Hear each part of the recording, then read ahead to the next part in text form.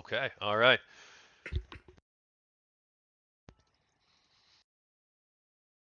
I'm starting the stream up right now.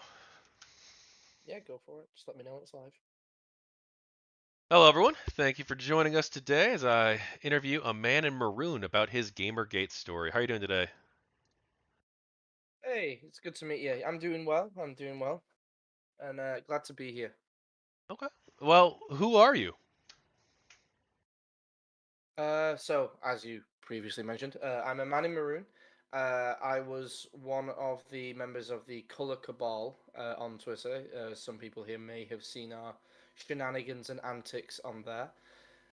Along with a few other members, such as a woman in blue, a man in red, and a man in white. We were decidedly pro Gamergate, but we always tried to strive for open communication between both sides and whoever was interested in listening to us, open debate, and also a little bit of fun on the side. That was my involvement in Gamergate, and now I just lurk around on Twitter, keeping an eye on things. Does that kind of sum it up? Good faith conversations. How did that play out for you? Oh, when it came to trying to start conversations about Gamergate, it was definitely tricky.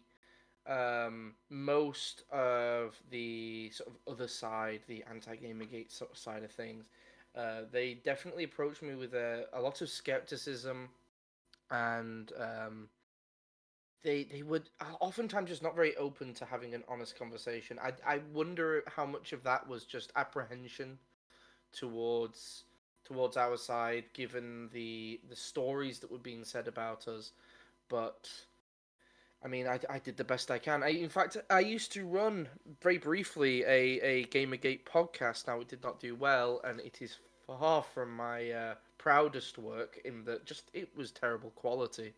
Um, but even on that, we tried to get people from the other side in, and we talk about recent news and recent topics just to try and get their input on recent situations. Um, we did the best that we could with the resources that we had. And but I still to this day wish we could have done more. All right. Well, tell me about your GamerGate experience. Whoa! So I first heard about Gamergate. A friend of mine who was a lot more active, sort of in social media and in sort of gaming landscape as a whole, sort of told me about it. Wanted my input on it. Given the fact that even back then, amongst my friends group, I was always the more political one. He wanted to see what my opinion was. I had never heard of it before, so I really, really came into this sort of fresh-eyed. I had no idea what was going on. I had no preconceived notions of anything. Um, and give it, I entered it maybe not in the smartest way possible, but I went straight to Twitter. I figured that would be the best way to really get into the nitty gritty of what the hell was going on. I ended up talking to a lot of anti-Gamergate people to start with, and at the time, I definitely would have considered myself quite a political, sort of activisty type. Um, so my sympathies lay squarely with sort of the minorities, the women, the LGBT sort of groups at the time. Um, because that was my first impression of the movement was it's this group of people who believe that minorities shouldn't be playing video games. That was my first initial impressions. And I thought, okay, so we have this group of assholes that are doing asshole things. Maybe I should go and talk to them as well. Get a full, well rounded opinion and understanding of what was going on. And as soon as I started talking to people who were pro Gamergate, it didn't match up with what I'd been told previously. The more people I talked to, the more holes were being poked in my already existing opinion. And I'm not going to lie, a lot of the arguments that were being presented to me by anti-Gamergate sort of members, it it reminded me a lot of religious arguments that I would have heard back when I was a member of the church. Now, I used to be a member of the church, I'm not anymore, but that's a story for another day. But a lot of the arguments, a lot of the logic that was being used reminded me of that, and I thought to myself, this really seems like one group attacking another for opinions that they don't even hold, for things that they're not even saying. Um, Due to that, I sort of ended up becoming more of a fence sitter for a while. Sat on the fence and sort of looked at what each group was actually doing, because I recognize that people can say a lot of things, but you can only really judge a man or a woman based on the actions that they take. So I took a step back and I looked at the actions that were being took, and that was around the time that Gamergate brought up sort of the Not Your Shield movement, and that really opened my eyes to, oh, hang on, what I've been told and what's actually happening is just not meshing at all. These guys actually have a good point, especially when they started bringing up things like the corruption in games journalism, along with Zoe Quinn, that situation. And they actually had the receipts. They had proof. They have evidence, and they could show it to me. Whether the other side would say, "Oh, GameGate hates women," and I would ask, "Okay, that's good. It's good that you have this strong opinion. Give me an example. Like, where's that happening? Where is it taking place? What form is it taking?" And I would always be given these sorts of half-assed excuses as to why they didn't have it, but trust me, bro, it is actually happening. Or they would link to accounts that were saying horrific things, granted, absolutely awful things, and I would go and I go, okay, who is this guy? Who is this woman who's saying this horrific shit? Who is this person saying this horrific shit? How are they associated with Gamergate? And I'd look into the account, and it would always be some brand new account with 5 followers that had said 6 things, like sent out 6 tweets previously, all equally as horrific, with no mention of Gamergate at all. Or if it did, maybe a fleeting mention of it, saying, "I'm pro Gamergate," and the next tweet, "I hate black people." And it's like, it's very obvious that this is a fake account that has no traction within the larger movement, and no real sway. So I couldn't view that as credible evidence to anti-Gamergate's argument. Um, Now, that's sort of on a professional, sort of intellectual level. On a personal level, Gamergate became to me a great way to meet like-minded people, to meet other gamers, as it were, and form connections and friendships that some of which I still have to this day, and hold dear to my heart. Couldn't someone say, well, there's this brand new account. It's saying go fuck yourself or whatever to Mhm. anti-Gamergate people. How do we know that that account wasn't actually created by pro GG people as part of some sort of sick harassment campaign? Uh, we don't. We 100% don't know. I can 100% admit to that, but we also don't know it wasn't created by anti-Gamergate.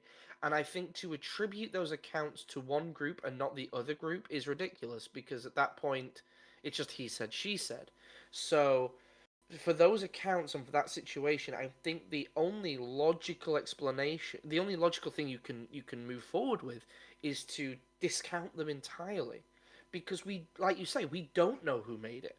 It could be anybody. It could be pro. It could be anti. And as a lot of people alluded to at the time, it could also just be someone out there seeing this all go down, just wanting to watch the world burn. It's one reason, in fact, I believe Twitter is one of the worst places in the world to have this sort of arguments, to have these sorts of debates, and have these conversations, because a lot of the time it just leads to shit flinging, for want of a better word. These new accounts, they sprang out of nowhere. They said 6 things and then they disappeared. Like, I don't see that as credible for either side. I don't see that as anti Gamergate people being awful. I don't see that as pro Gamergate people being awful. because the burden of evidence isn't being fulfilled. There's still this lack of any sort of any evidence really as to who's created this account or to these accounts because it was obviously multiple. What did Gamergate mean to you? On a personal level, like I said previously, it was a great way to meet like-minded individuals, to form friendships and create bonds. On a personal level, that's what Gamergate was. Also, view some incredible art by some incredibly talented people. On a professional level, on a more intellectual level, Gamergate to me was a push by a subset of people in society who have a certain enthusiasm for a specific form of media. It's these people who are becoming upset, disillusioned, and frankly ignored by the journalists and by the media that's meant to be aimed towards them. I mean, these are institutions that were supported by this group in society, supported all the way through as they were struggling as a small business to a medium to now a media Goliath.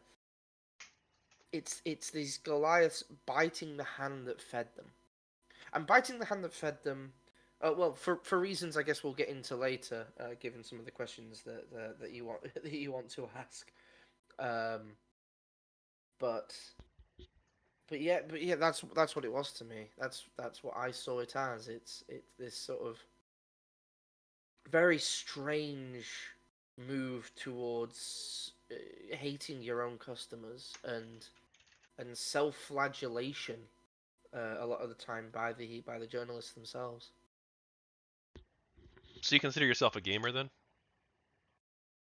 Oh, most definitely, I am 100% a gamer, through and through.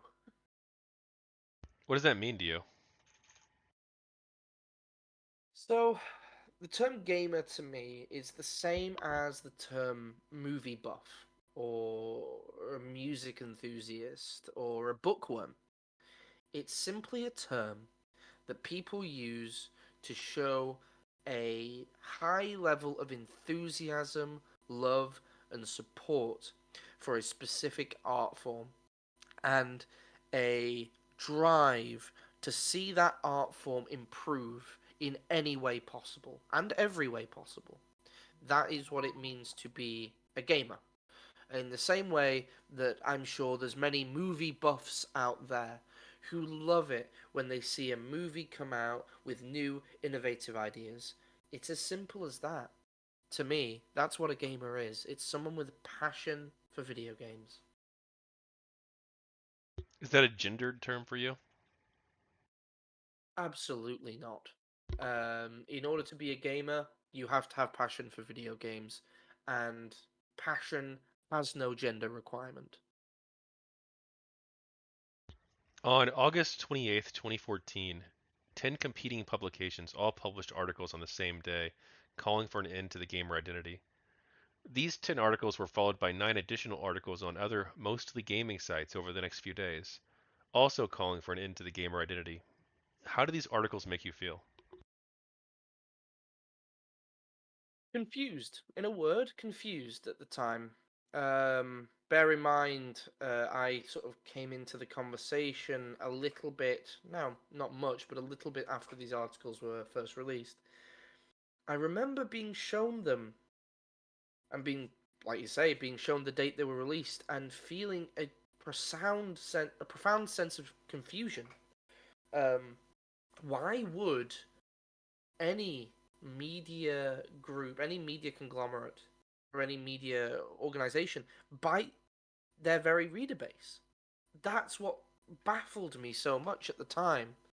Um, it seemed completely counterproductive. Now, over time, that confusion, when I saw those articles being repeatedly defended by the authors that wrote that confusion did lead to frustration and then just outright anger. Um, Now, thankfully, I am very good at being articulate with my anger, so at no point did I end up sending death threats or anything like that.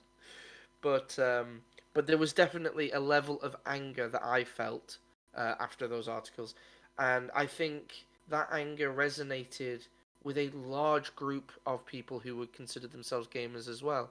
Um, I mean, you're talking about articles that denounce a specific subset of people with a passion for video games, and this subset of people historically have had a rough time in school, a rough time at home, and a rough time going into the adult world directly because of their passion.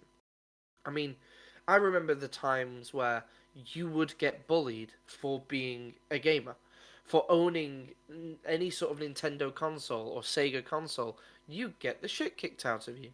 And I think a lot of those feelings deep down was still there. So when we saw members of society that we sort of viewed as our own, viewed as people that were on our side and part of the wonderful culture that we have. When we saw them go and it felt at the time stab us in the back, we were confused, then frustrated, then angry. And a lot of that comes from a collective hurt that we felt, I think. You say that. Hang on, give me 1 second here. No worries. You say that gamers have a wonderful culture, but according to Leigh Alexander's article, she wrote, I often say I'm a video game culture writer, but lately I don't know what exactly that means. Game culture as we know it is kind of embarrassing. It's not even a culture. It's buying things, spackling over memes and in jokes repeatedly, and it's getting mad on the internet. It's young men queuing with plush mushroom hats and backpacks and putting promo poster roll and sorry, and jutting promo poster rolls, queuing passionately for hours at events around the world to see things that marketers want them to see, to find out whether they should buy things or not. They don't know how to dress or behave. Television cameras pan across these listless queues and often catch the expressions of people who don't quite know why they themselves are standing there. Games culture is a petri dish of people who know so little about how human social interaction and professional life works that they can concoct online wars about social justice or games journalism ethics straight faced and cause genuine human consequences because of video games. Lately, I often find myself wondering what I'm even doing here. I know I'm not alone. All of us should be better than this. You should be deeply questioning your life choices if this and this and this and this are the prominent public face your business represents to the rest of the world. This is what the rest of the world knows about your industry. This and headlines about billion-dollar war simulators or those junkies with the touchscreen candies. It goes on for some length, but it sounds like Leigh Alexander and some of these other gamers are dead people thought that gamer culture wasn't wonderful and wasn't positive. Yeah, there was definitely a sentiment to that. I I mean, I disagree. I think people arguing online about ethics and social justice and so forth, to me that shows passion. To me, the idea of being passionate enough to engage in a proper discourse, heated as though it may be, shows true love and passion for the media, for the medium that you've decided that you're an enthusiast in. I have a question for the people watching. Obviously, don't expect an answer, or for the people reading if ends up in the book. Why do we decry passion so much in our society? Why, when you don't share the same passion as somebody else, why do you decry it as it makes no just because it makes no sense to you, you decide to demean it or to view it as less than. I don't understand this anger that certain people have. Because to me, if I see somebody having a good time doing a makeup tutorial video, something that I have no vested interest in at all I can think is good on them. I'm glad that they found something that they're passionate in. If I see people on Twitter arguing tooth and nail that this shade of blush is better than this other shade of blush, great, good. That sparks conversation. Conversation sparks innovation. Why is this passion that people feel just completely demeaned? As for real world consequences, I mean, what real world consequences outside of the industry? Like, people are trying to sell us a product. People are always trying to sell us products.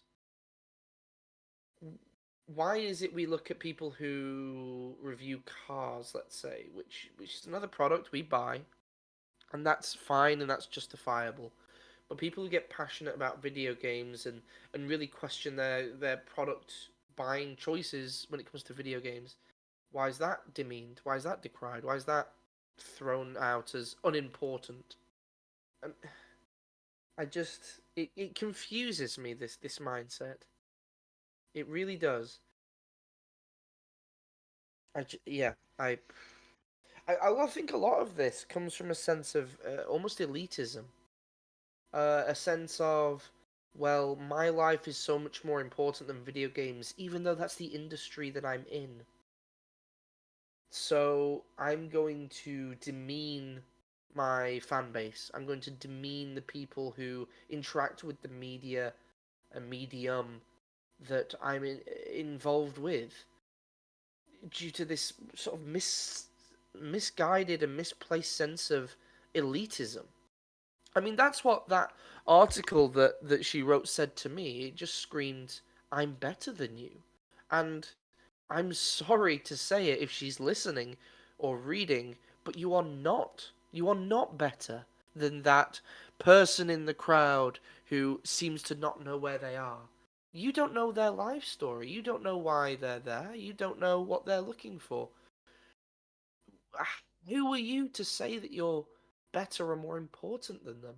As for gaming culture, what I see, and the reason I think it's beautiful, I see it as a haven for people who have a collective drive and a collective passion for a singular piece of media. Um, I think it's beautiful. I think it brings people together. I think it does a lot of good around the world. I mean, just look at the various charity organizations that run video game events like there's the speed running one that I can't remember the name. Games Done Quickly. Games Done Quickly. I mean, just the good that that organization alone has done. Surely that gives our medium purpose and a reason to stick around and a reason to be viewed as important. I I can't help but disagree vehemently with those articles and what was said, and especially Leigh Alexander on her point she brought up. I do think there are elements of our culture that are maybe a little bit cringy, maybe could use a bit of tweaking. But even then, who am I to say what needs tweaking and what doesn't? I'm simply one person in the same way that she is. As long as you're not actively hurting anybody, and I mean that for like hurting them for no reason, hurting them out of a sense of vitriol, I have no problem. If your goal is to make a to inform for a better product, to reach more people, to make more people's life better, so that they can enjoy their time in their life, I see no problem. I see no problem with the passion. Going meta for just a second, you said if it's going to be in the book, just a heads up, the full interview is pretty much going to be in the book, okay? Okay, cool, great. Why do you think all these gaming sites wrote these articles declaring it into the gamer identity, and why was it at the same time, at the same day? When it comes to why they're written, this is where actually a lot of my sympathies with the anti-Gamergate side comes from. I can understand why they would write these articles because, as I alluded to previously, I can see the elements of the culture that I personally find distasteful, that I personally don't like. Um, and what I saw in those articles was a focused effort to try and draw the gamer identity away from the games are for kids, games are for the frat bros playing Call of Duty, to try and take the gamer identity, give it to them, and get rid of it. And no, we're something different now. We're not them. We don't want to be associated with them. A goal which, on a certain level, I can understand, and even on a certain level, I can find admirable. I find it quite admirable to want your media to be better and to be viewed in a more positive light.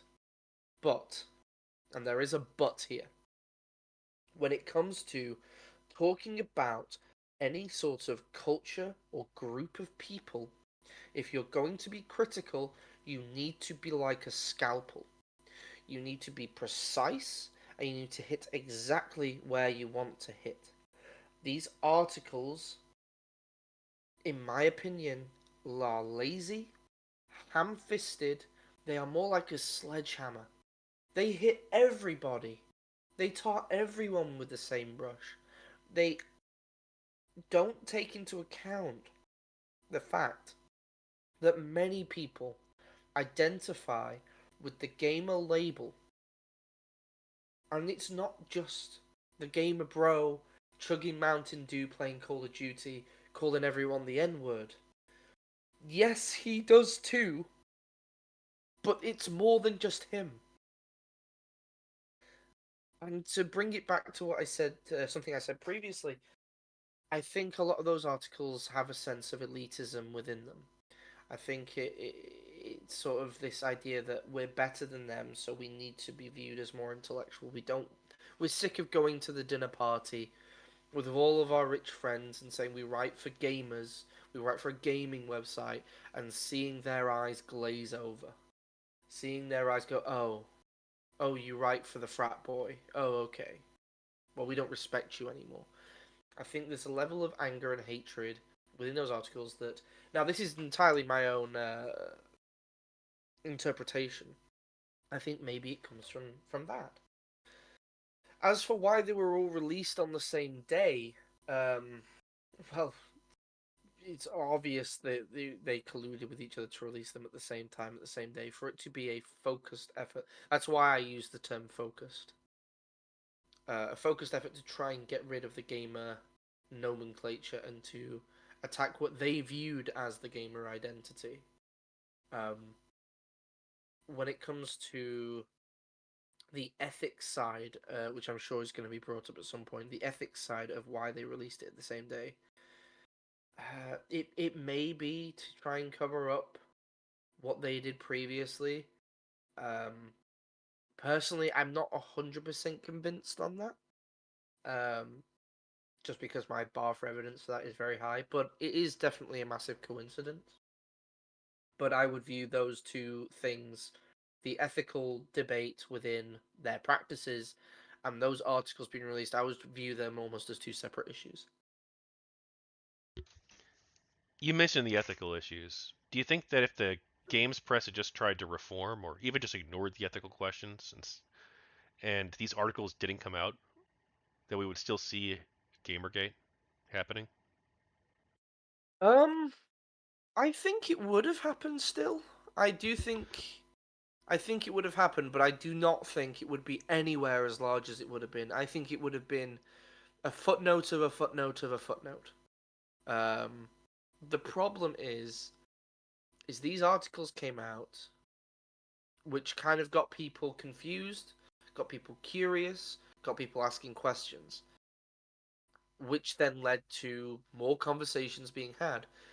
Now, when the journalists who wrote those articles then came out vehemently defending them to the point of almost appearing like attack dogs on the media on social media, it led to a lot of people going, well, they wouldn't be acting this aggressively if they weren't hiding something bigger. If they weren't, if something bigger wasn't going on. The response to criticism of the articles was not proportional a lot of the time to the criticisms being levied, in my opinion. Would Gamergate have still happened at the same time, you think, or would it have happened possibly months or years later due to another controversy? Oh, that is a good question. I don't know. I don't know if it would have happened at the same time. It may have happened later. Who knows? Instead of Gamergate being about Zoe Quinn, maybe it would have been about Blizzard and the breast milk fiasco that's been going on recently enough. Don't know if you guys are familiar with that. So you think Gamergate was about Zoe Quinn? Do I think it was about Zoe Quinn? No. I think she happened to be the straw that broke the camel's back. I do not think it was just about Zoe Quinn. I think she was at an unfortunate place and an unfortunate time. She happened to be the controversy that sparked it all off. If not her, it would have been somebody else. If Gamergate was about ethics and creative freedom, why would you care about Zoe Quinn? The only reason we care, or at least I care, I can't speak for anyone other than myself. The only reason I would care about Zoe Quinn is, to me, her situation is a perfect example of what was wrong at the time. Um, I mean, what we saw with her was she'd had a previous relationship with a journalist. Said journalist had then gone off to write positive coverage about her game. Now, there is a misconception that he did positive reviews for her game. He never actually wrote a review. That I will I will agree with. There was never any review of the game, but there was positive coverage, and that positive coverage was given with no disclosure as to their previous relationship, and that is directly an issue ethically. Now, I mean, you're talking about this happening. There was already some upset feelings towards the gaming press as a whole. I think that, as I said, the situation with Zoe Quinn, along with the articles coming at the same time, it was just the perfect spark that hit the perfect fuse. But the fuse was still there anyway. It was going to get hit by something. If the situation with Zoe Quinn had happened, the articles hadn't been released, yeah, we would have been upset about that, but we would have moved on. And then maybe, like I said, 3 years, 5 years down the line, someone else would have messed up. Someone else would have made a mistake. Someone else would have done something to upset sort of the gaming and gamer subculture. And that then we would have had a different spark that would have set off a different fire. And me and you right now would be having a different conversation. The bomb was going to go off. It was just a question of what lit it. An anti-Gamergate person, or even just a neutral person, is going to look at this and be like, you mention Zoe Quinn's name, but you don't mention Nathan Grayson's name. Isn't that curious? Honestly, I forgot his name. um, yeah, unfortunately, a lot of the focus around Nathan Grayson, thank you very much for reminding me, was unfortunately on Zoe Quinn, because she was the more vocal one on social media. So her name stuck out in a lot of people's heads more. But no, the main culprit and the main person who had committed the wrong, in my opinion, through the Zoe Quinn situation, and I will continue to use that just because it's what sticks out in my head, is the journalist. It is Nathan Grayson. He's the one who messed up, not her. She's a developer, and her primary goal as a developer is number one, to make her game, which she did. And number two, it's to promote her game as best she can to as wide an audience as she can, which she did. And yeah, it's 100%. It's within the journalist's purview to know where the limits are and to know where your ethical rules lay and to abide by them. And he didn't. That's the issue. Like there was an ethical issue with him promoting her game without disclosing. It was his job to disclose. It should never have been the journalist's, or sorry, the developer's job to come up to him and say, "Well, thanks for promoting my game, but I think you should have disclosed our relationship." That's on him. That's his job. He's the journalist, not her. He should know the rules, but he didn't. Now, unfortunately, in the wake of all that, Zoe Quinn, ah, she didn't do great PR for herself. She just didn't, and a lot of the anger towards uh, Kotaku and towards Nathan Grayson ended up being directed towards Zoe Quinn because she just didn't know when to stop. Unfortunately, it was never her fight to fight. In my opinion, it should not have been about her. It should have been about him. It's one of the many things I think within GamerGate that could have been done better. Um, I'm in no way saying that GamerGate did everything perfectly because we didn't. 100%, we got a lot of things wrong, and that's one of them. So, just as a message to Zoe Quinn specifically, we disagree like on a lot of things politically, but I don't think you actually did anything specifically wrong until you decided to try and defend Nathan Grayson's actions after the fact. That we do disagree on. One of the videos that a drama YouTuber made at the time, a drama YouTuber who was later briefly involved with Gamergate, albeit he left early on, did contain jokes about having sex with quote unquote five guys, as in the restaurant. Do you think that kind of language was sexist? Um, yes. I'm actually not 100% familiar with who you're talking about, like which YouTube video, but I am familiar with the Five Guys joke that sort of circulated around. I I always found it kind of distasteful. Um, I never really saw the point in that. I mean, obviously, shit posting for a joke, yeah, I can kind of get it, but it doesn't really further any arguments. It doesn't really serve much purpose other than guys on social media blowing off steam. I could definitely see it as being construed as being sexist, and I have no issue with anyone who would have said that they didn't want to engage with that because they found it distasteful. I found it distasteful myself. Yeah, I agree. I found it very distasteful as well. I don't think that I understand that comedy people can make jokes about whatever they want, and I don't not really someone who Mhm. thinks that comedy should be off limits, but Agreed. that is obviously just a very personal attack on somebody based on what appears to be like slut shaming, and that's just it's Well, really really bad. I don't support that at all. it was a personal attack, and I agree when it comes to comedy, you should be able to make jokes about everything. I definitely believe that. But there is also an element of know your audience. And when you're doing it publicly on a platform like Twitter, you have to be aware that that is going to be seen by not just you and your friends. It's going to be seen by hundreds, if not thousands, if not millions of people. Um, and one of those people might be the person you're directly referencing. Um, Now, I mean, she didn't help the situation by putting herself in the limelight, but in no way am I trying to say it's her fault. Um, the jokes definitely distasteful. Wasn't really a fan of it. I was more focused on, at the time, more focused on well, who actually did stuff wrong? And to me, the journalist is the guy that fucked up in that situation.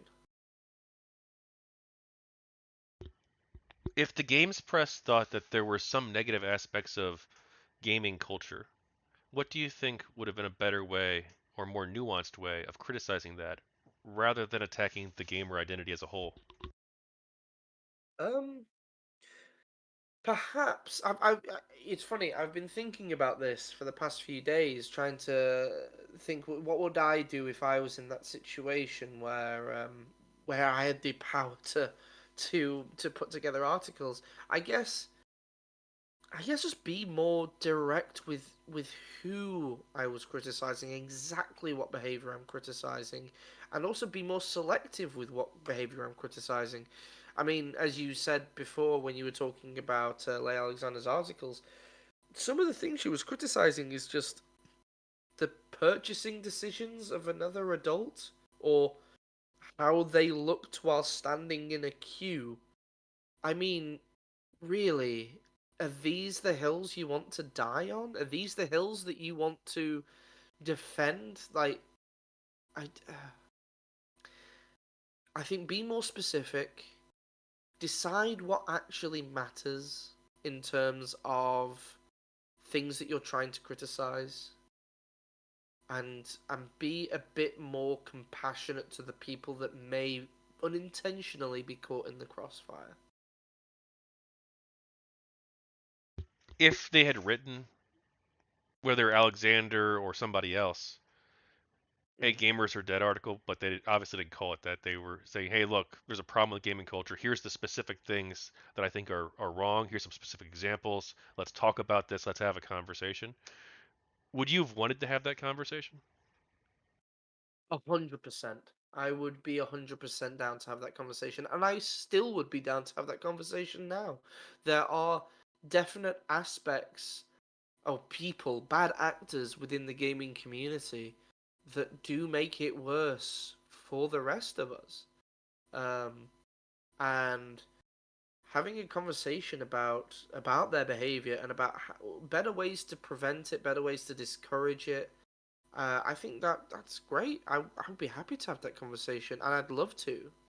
Um, but I feel like a lot of that conversation at the time was overshadowed by this feeling of elitism coming from sort of the games journalists. What do you think about games journalism? I think it's an incredibly noble endeavor. In the same way that I think any form of journalism is very noble, I think it's a noble endeavor being pursued by ignoble people. A lot of the time, I think a lot of the people within games journalism right now are they don't want to be there. They don't want to be there. They don't like video games, and they want to be doing something else. And to those people, I just say, well, go do something else. It's fine, but if you're not interested in what you're writing, what you write will not be interesting. If you don't have a passion for it, why are you here? I think it can be something beautiful. Gaming journalism, it can be something that really brings people together. I think we're seeing that now with the rise of sort of YouTuber journalism. I think that's incredible. I think we're finally getting sort of the enthusiastic journalists that we've been wanting for so long. I know video games on YouTube, sort of YouTube journalism side, that was a thing around Gamergate, but it was nowhere near as big or as official as it is now. Nowadays, we have YouTubers that have, or at least it feels like, a similar amount of clout and a similar amount of gravitas to sort of the old school games journalism websites. We didn't have that at the time, and I think that now it's a beautiful thing to see it blossom. Um, I mean, just to rattle off a few names, I know as Skill Up, well, I say recently, relatively recently in terms of the events we're talking about, has started up his channel, and all I can see from him is fantastic journalism, great attention to, yes, the ethical side of it, um, great attitude. He's now got the clout and the gravitas behind him to get invited out to different shows, different events, and whatnot. And he just puts out a great product. You can tell he's enthusiastic, which is wonderful to see. Um, and we're seeing new people like him spring up all over YouTube, spring up all over the internet. And I think it's really starting. The people in the old school video game websites, they're going to have to pull their boots up and really work hard to sort of outdo it, or they're going to die off. Um, Either way, I think it's actually a pretty good time for games journalism. It's as long as you have a wider perspective of what games journalism can be. What can games journalism be? Well, to me, games journalism is about sharing a passion, sharing news, sharing information around video games with as many people as you can. That's the end goal of journalism, to inform, and we're just seeing that sort of explode out. I mean, I never thought back in Gamergate days that I would watch a YouTube channel that was the news every day, that didn't cover specific video games, but just covered the industry. And now I watch Young Yeah, and Young Yeah, that's what it is. It's just industry news, and that's beautiful to see. It keeps people informed. It's exactly what we need. Um, so when it comes to games journalism, it doesn't just have to be dry reviews or interviews with certain devs. It can be talking about the social issues. It can be talking about the social justicey side of it if you want. It can be talking about uh, writers' strikes. It can be talking about different people passionate to start a specific game idea. Like I know Henry Cavill is looking to get into the video game scene. Like people talking about that, it didn't really happen in the same way during Gamergate. At least I didn't see it. And what we're seeing as well is a rise of the independent journalist, which shows a lot more passion, I think, than a lot of these sort of dry articles, and it really helps build and foster the feeling of community. And it means that a lot of people out there who may be feeling alone and maybe feeling like they don't belong anywhere, it can give them a sense of community. And I think that's incredibly important. And I think journalism can be a incredible flagstone for which people can rally around, even if it itself doesn't have to be, it doesn't really have to cater to the community. The community will build itself and cater to itself a lot of the time around journalistic icons. Um, that's my opinion on it anyway. I think it can be beautiful, and I hope it continues going the direction it's going. I think it's going great. What kind of reforms would you have liked to have seen happen? At the time, a more open dialogue with the consumers and with the people reading um, reading the articles. Now that can just be one way, but just a clear list of ethical rules that people can read, and the knowledge that the journalists writing the articles, the writers behind the scenes, are going to abide by those rules. Um, it's not saying that people don't make mistakes. Everyone makes mistakes, but just knowing that the people that we're watching, that we're reading, that we're listening to, the knowledge that they are going to hold themselves accountable, and if they do mess up, which they will, because everyone makes mistakes, that they will own up to it, correct their mistakes, and move forward positively, rather than immediately turning around and attacking any criticism of themselves. That's what I would have liked to have seen at the time, and that's the reforms that I would have liked to have seen. It's just more open communication with um, with the readers, and and yeah, just to be more clear with people about what's going on behind the scenes. If you were the editor-in-chief of a gaming website and some of your employees were credibly accused of ethical violations, what would you have done?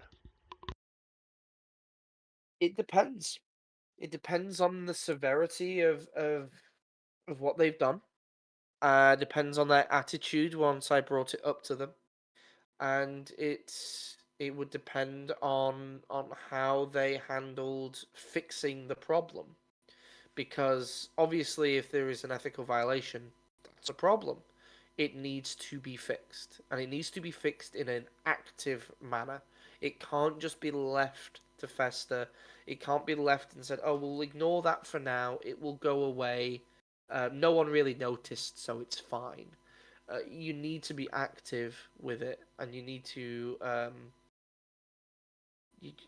you need to be able to, as a journalist, sit down and think, okay, I've fucked up. The mistake has already been made. I've got to go out and proactively gain people's trust back. I saw a lack of that at the time when all this was going on. I didn't see. I mean, still to this day, a lot of the journalists haven't apologized for the mistakes that they made. And to me, that's disgusting. Um, we all make mistakes. It's about how you handle those mistakes going forward that makes you who you are. So if I was editor in chief, it it really it depends. It depends on how they do that. If they handle it well, I'd keep an eye on them, but let them continue to work. If they handled it badly, well, maybe it's time you go work retail for a while. You know. In the first few weeks of Gamergate, it was revealed that nearly 150 games journalists from competing publications were in a mailing group called Game Journals Pro. What do, what do you think of this revelation? Oh God, I remember that coming out at the time. That was quite a revelation for a lot of us. At the time, it really felt like, oh, we have the missing puzzle piece. You know, as I said before, a lot of these articles coming out at the same time, it didn't make sense. You know, it felt like a bunch of different publications, like independently and simultaneously coming up with the same idea at the same time, and it made no sense. Once we had that mailing list and we realized, yeah, they were colluding with each other. They were all organizing it, and they all were talking to each other constantly. It it suddenly think everything lined up, everything made sense, and we realized that a lot of the supposed independent thought we were getting from all these different websites with all these different opinions, it was not independent. It was all the same. It was just copy pasted in all different areas. It was the same ideology, the same opinions, just from a different mouth. Um, Also, Game Journo pros. No, you're not pros. Again, just that little sense of elitism just sneaking its way in there. Like you're games journalists. I. That's what you are. It's fine to call yourself that. In my opinion, you should be a respected profession. Like, calm down a bit. Well, if it's a profession and they're getting paid for it, aren't they professionals? I mean, I guess, but it's you don't need to label yourself that all the time. It's like the one person who got a PhD in college deciding everyone has to call me doctor all the time, and I'm gonna get super offended if they dare not acknowledge the fact that I did a PhD. It's like, okay, you did, we get it, but please don't be so obnoxious about it. In August 2015, Michael Koretsky, a regional director for the Society of Professional Journalists, hosted the SPJ Airplay Conference. The idea of the conference was to have journalistic ethics experts meet with Gamergate supporters to discuss their concerns about games journalism and the way the media covered Gamergate. The second half of the conference was interrupted by bomb threats, forcing the convention center to be evacuated. Do you have any thoughts on this event? Oh God, yeah. I remember I stayed up. I was absolutely tired, absolutely knackered, as we would say over here.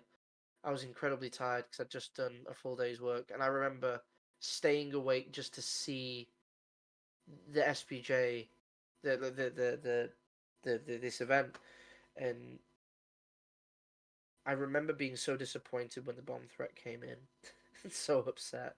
But I guess a small part of me kind of saw it coming. Like, no way this is gonna go off without a hitch. I didn't think it would be a bomb threat. That threw me for a loop.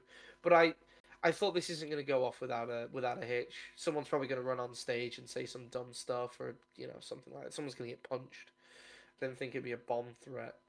Um, I mean, the bomb threat itself, I could have been anybody. It's one of those things that gets attributed to anti-Gamergate. I personally don't think it was. I don't think it was the other side, as it were. I just think it was some trolls looking to have a laugh. Um, in the same way that a lot of streamers nowadays get swatted. It's the same mentality. It was just at a semi-political event. Why do you think the media largely didn't cover SBJ Airplay? Oh, sorry about that. If my sneeze got picked up. No, you're fine. Feel free not to include the sneeze in the book. That's okay. I'll take that part out. Don't worry. Okay. Uh, why the why the gaming sort of media didn't cover SPJ? Um, you know, I don't know why they didn't cover it. I think if I was to be cynical, I would say they didn't cover it because it didn't feed into their narrative that the Gamergaters are the evil terrorists. If the evil terrorists are being targeted by evil terrorists, that doesn't make sense. That doesn't line up with the story that we're trying to produce. But that's just me being overly cynical. Why they didn't cover it, I have no idea. And honestly, unless you've got one of them in here and talk to them, I don't think you're going to get a proper concrete answer either. Um, Everything I just say that I have to say would only be speculation.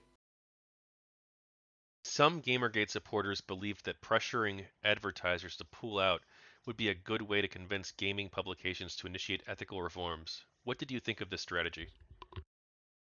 I thought it was absolutely a fantastic idea.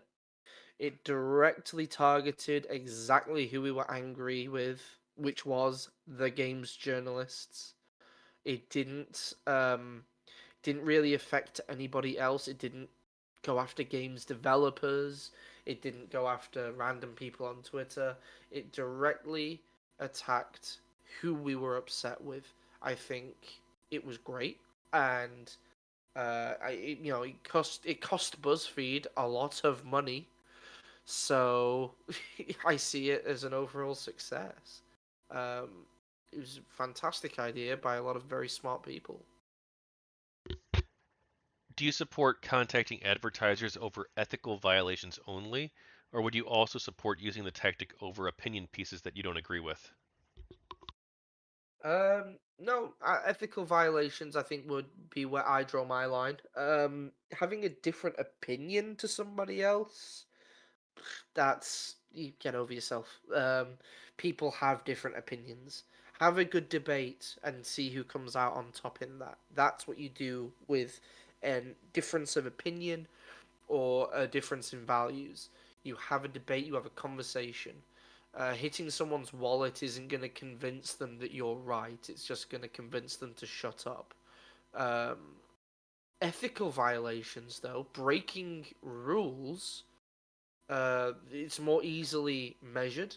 It's more easily like, well, if A then B, you fucked up here, therefore you lose some money. It's the same way that if I mess up in my job, I might end up losing some wages that month because, well, I cost the business money. So, I mean, that's only right. That's only fair. Um, it's just that applied to large media conglomerates.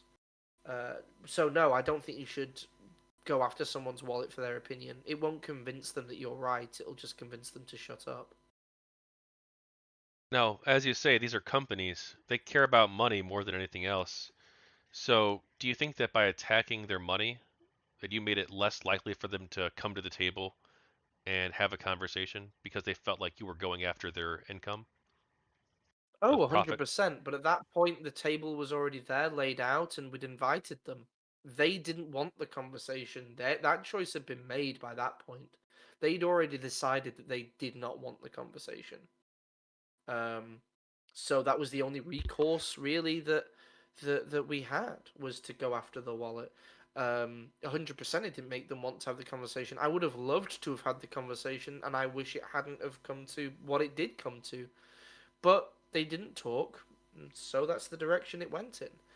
If they'd come to the conversation sooner, I guarantee that the the companies sponsoring and the companies advertising on these websites would not have been emailed anywhere near as much by gamers if the conversations are actually being held. Were you involved in the creative freedom side of Gamergate? Um, on a intellectual level, yes, but I don't have any projects myself that I worked on. Did you see social media campaigns by some political activists to change artistic elements in works? Yes, I also saw people inside of specific areas in within gaming, for example, translation and localization, using their own political opinions to color their work. For example, deliberately mistranslating works from, let's say, Japan when it came over to the West. I saw that as well. So I saw a lot of people sort of corrupting the freedom of speech and corrupting creative freedom of some very talented people. Do you think that criticizing these social media campaigns or the localization practices of some companies should have been included in the Gamergate conversation or should have been a separate conversation? I think it should have been separate. I understand why it got thrown in with sort of Gamergate. I mean, it's all video games at the end of the day, and a lot of the people involved with one were also involved with the other. So I understand why they sort of ended up getting lumped in together. But I mean, when it comes to creative freedom, that's definitely a conversation worth having outside of the context of Gamergate, and it's still worth having to this day. A lot of the practices that I saw then, I still see now. So for you, Gamergate was only about ethics in games journalism? For me, Gamergate was about ethics in games journalism, along with this weird sort of hatred that games journalists seem to have for gamers. It was about journalists misusing their positions within the industry in multiple ways. Some critics argue that Gamergate was mostly or entirely right wing. Do you think this is accurate? Absolutely not. Most people I met during Gamergate were left wing liberal specifically. Now, when I say liberal, I do not mean it in the American sense of liberals. Um, I'm more talking about liberal in terms of believing in personal freedoms, believing that we should be free to express ourselves in any way we deem fit. That's the sort of political ideology I would align myself most closely with is a left wing liberal idea. In fact, I can't remember who exactly did it, but I remember during the time, maybe you'll be able to find it at some point. There, someone did a survey of Gamergate supporters and plotted their political beliefs down on a political compass. If you're familiar with those, top and bottom being liberal to authoritarian, left and right being left and right. And they found that most people who were pro Gamergate were actual left wing liberals, same as me. And just from my personal experience, I would back up that opinion that most of the people that I've met that were pro Gamergate were left wing liberal. In the same way that most people I met who were anti Gamergate were still left wing, but just authoritarian It wasn't an argument of left versus right. It was an argument of authoritarian versus liberal. Liberal believing that we should have more freedom and more information about what the journalists are doing behind the scenes. We should be free to have access to that information. We should be free to have access to know what biases the person that we're reading has. Um, Whether the authoritarian side of it would argue that no, you shouldn't have the freedom to have that information. We know better because we're in this position that we're in, whatever that position may be. Now, obviously, I'm butchering their side of the argument because I don't hold it myself. I'm sure if you could find someone who was anti-Gamergate, they could be a lot more eloquent with their understanding of their political position. I just don't hold it myself, so I'm not going to be able to be as articulate. Yes, I definitely want to interview some anti-Gamergate people. And there were two surveys done. Brad Glasgow's survey and Game Politics did a survey as well on the political beliefs of Gamergate supporters. Hmm. There was a third survey too, but the methodology wasn't great. So, but also showed Oh, I was left-wing only people as aware of well. one at the time.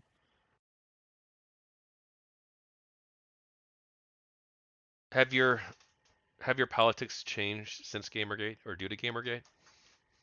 Um, Not changed, but I've definitely become more active. My opinions hold the same for the most part. It's just I've become a lot more active in the conversation, I guess.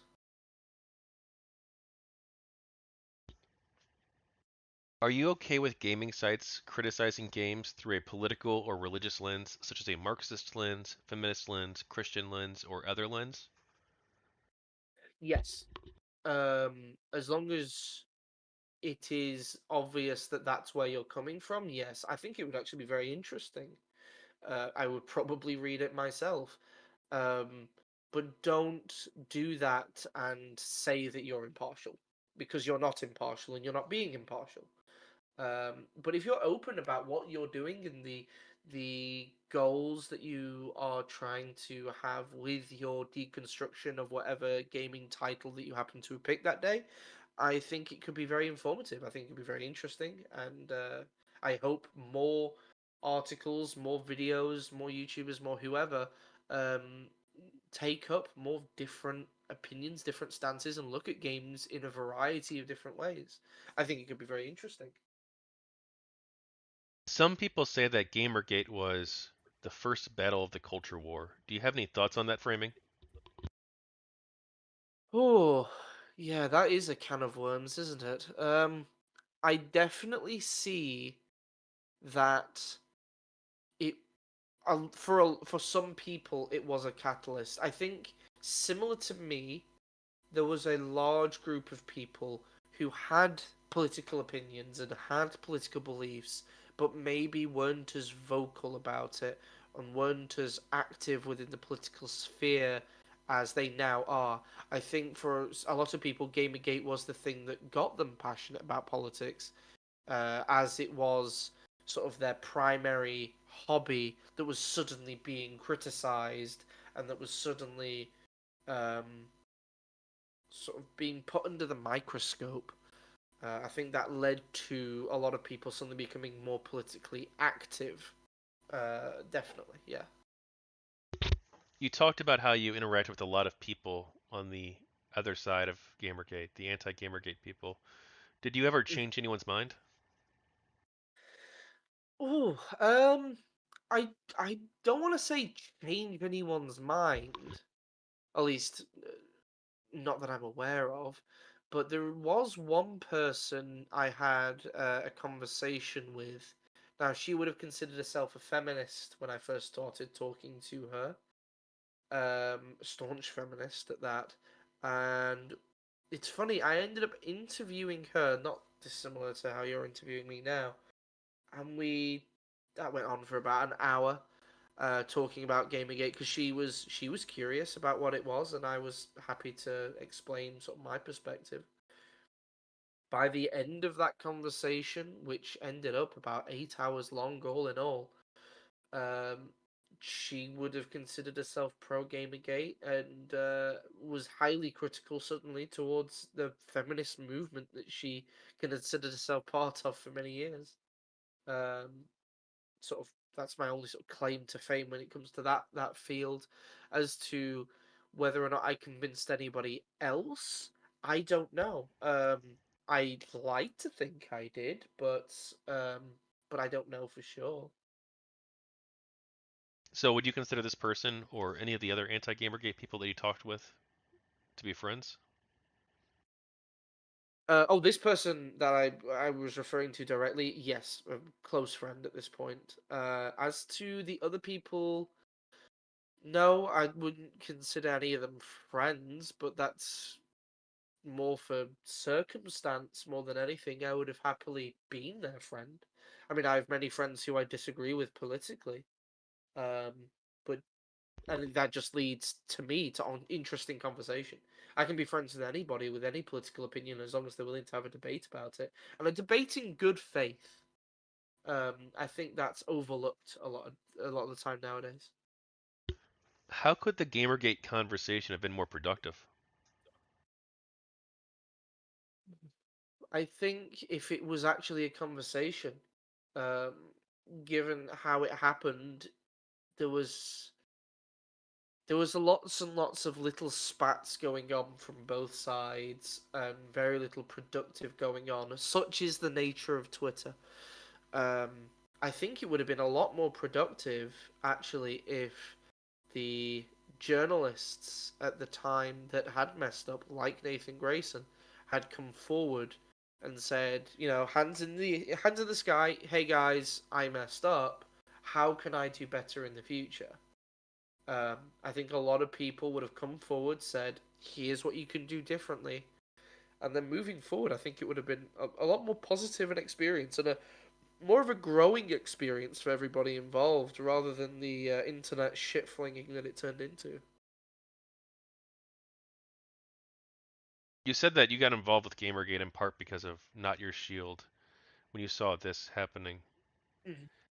What specifically about that moved you? Because I was talking with a friend of mine recently, an internet friend, but I think we can say a friend, food shops, and she said that she thought that the Not Your Shield video, obviously there were multiple videos, probably like hundreds of videos, but the one that I showed her, Mm. she thought it was kind of cringe to have people holding these signs and talking about their experiences as women who supported Gamergate or minorities who supported Gamergate.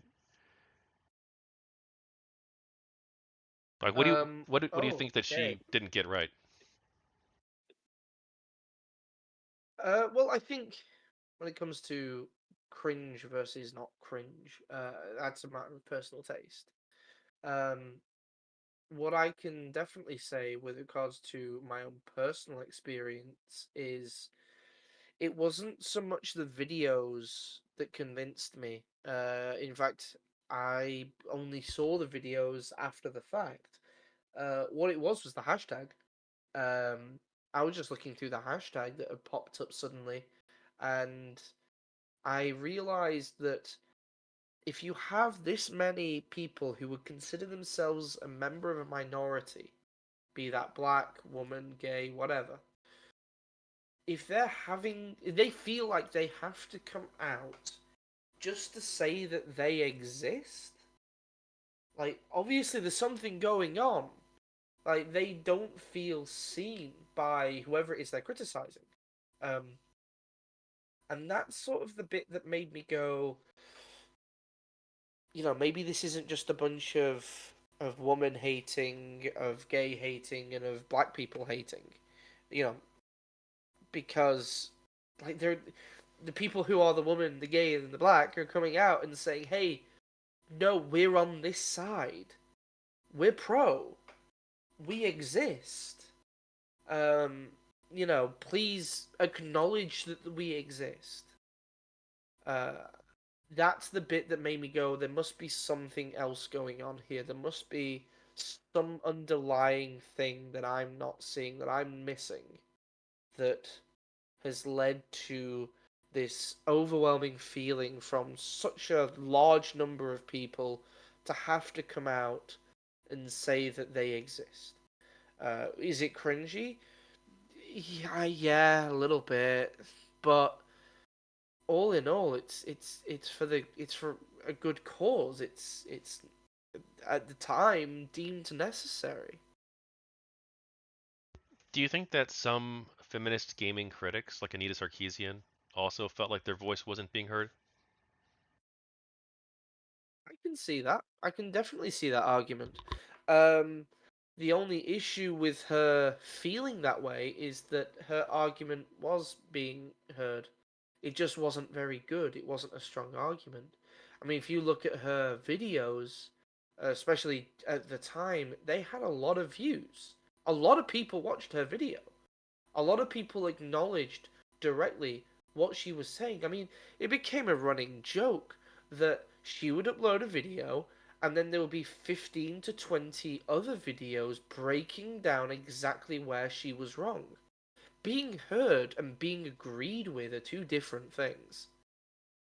She was being heard, we just didn't agree with her. Do you think she made any good arguments?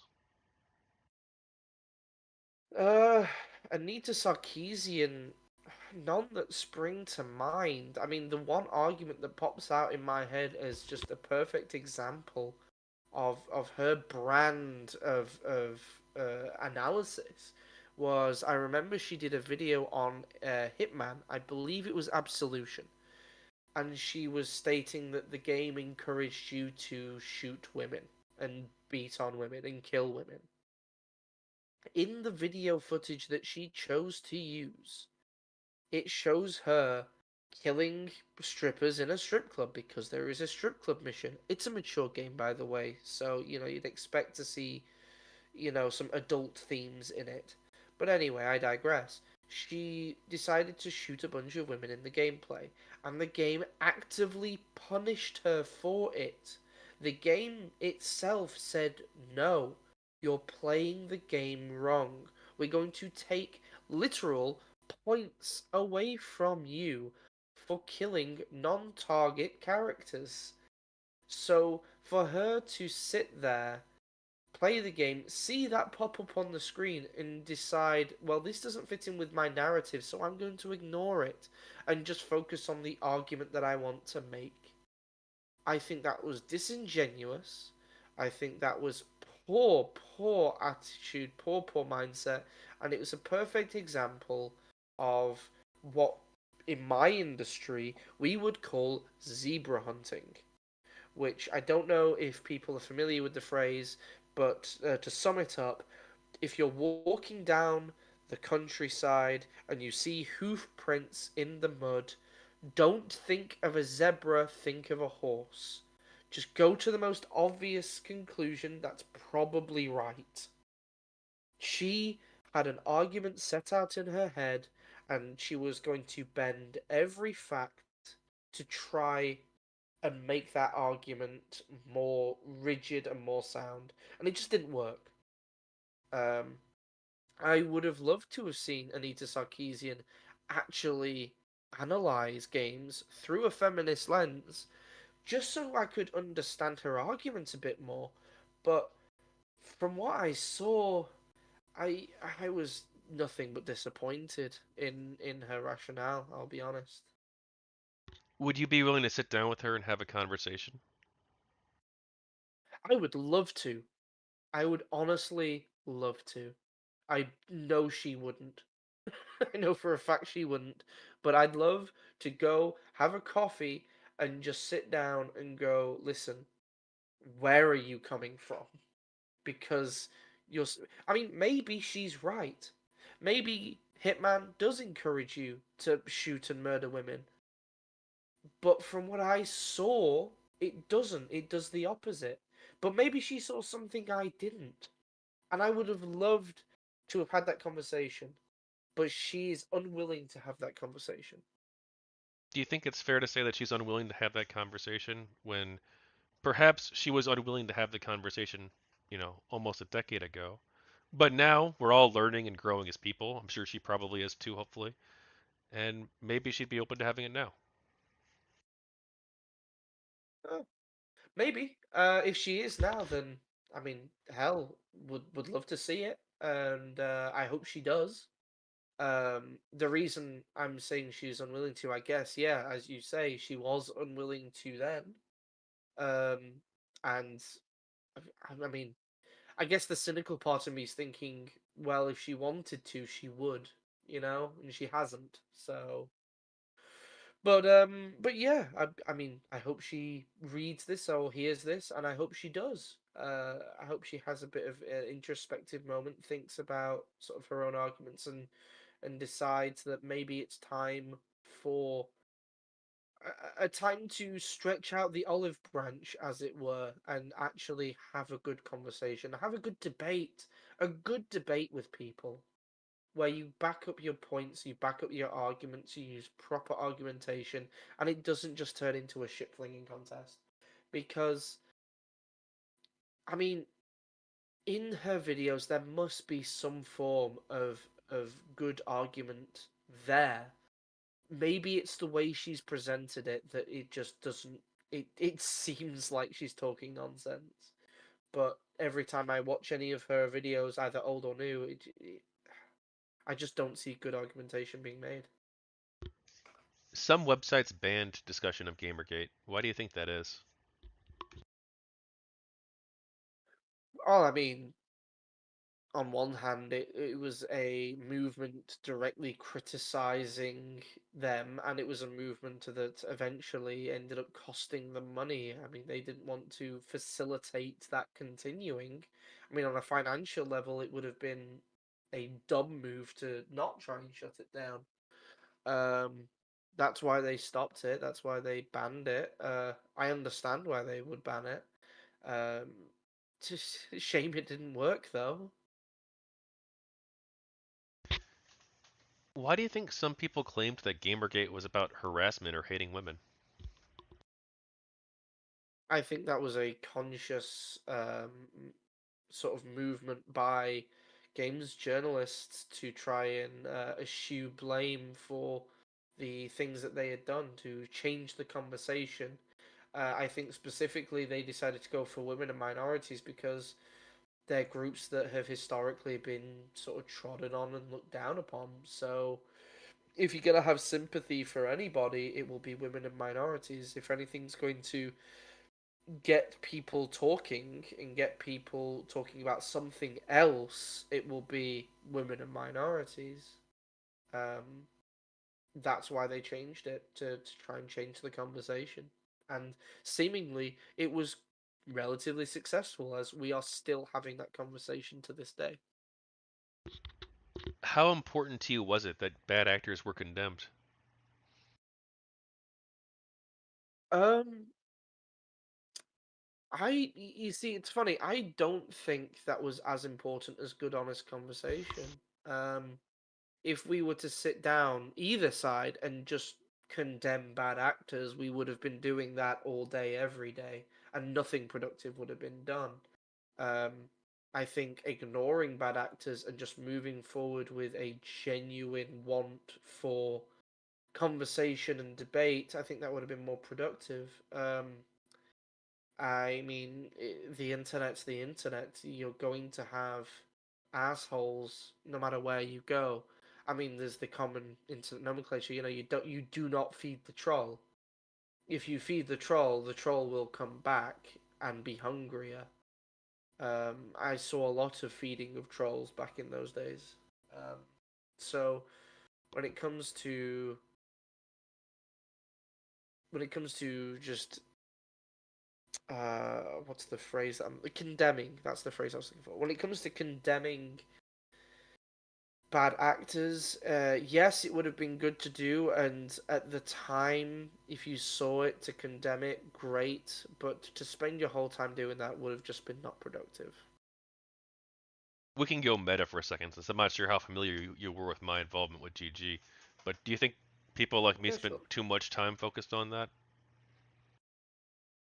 Um, I mean, don't take it personally. I think a little bit, yeah, but I don't think. Well, here's my thing. If you were all of Gamergate, yes, but you were one person within a larger movement. So I I don't think it was a problem in the wider scheme of things to have, someone calling out bad actors. Like, that's great. But to say that everyone should have been doing that, like I said, it would have led to just all of us doing that constantly, 24/7, and nothing productive would have been done. Okay. Well, I did say we can go meta. Did you? But I think that's actually an interesting answer. Would you be okay with including that? If you don't, 100% fine. Don't worry about it. Yeah, sure, go for it.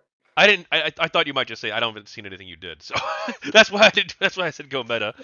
Um, I think this is an area we can explore because I think I disagree. I think that Oh, in okay, order to yeah, have a sure. productive conversation, I think you also have to say, look, what this person did was wrong. I don't support that in any Hmm. way. Yeah, Let's have like the I said, at conversation. the time, if you're having a conversation with somebody and I how can I put this?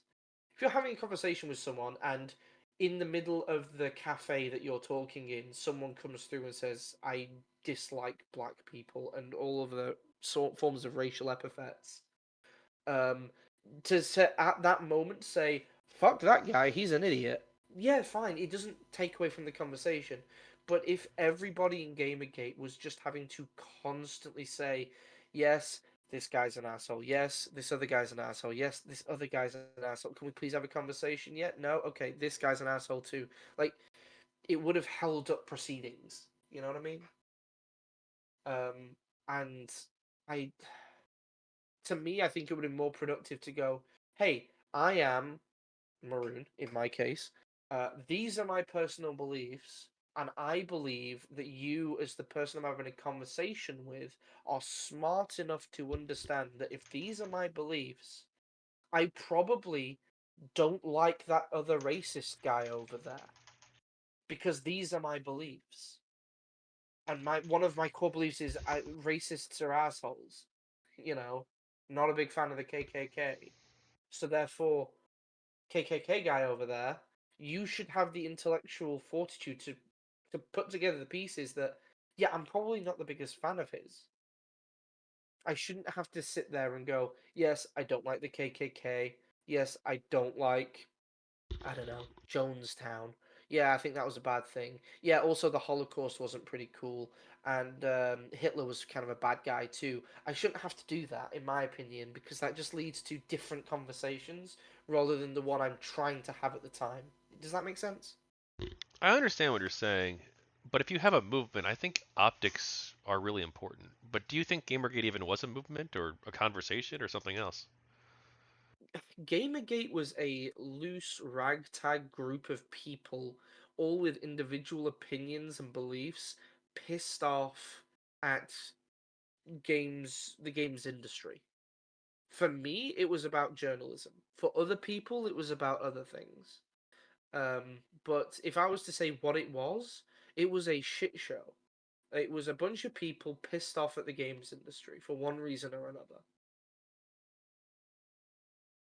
Now, if it is this ragtag group, to some extent you're going to have to associate with other people.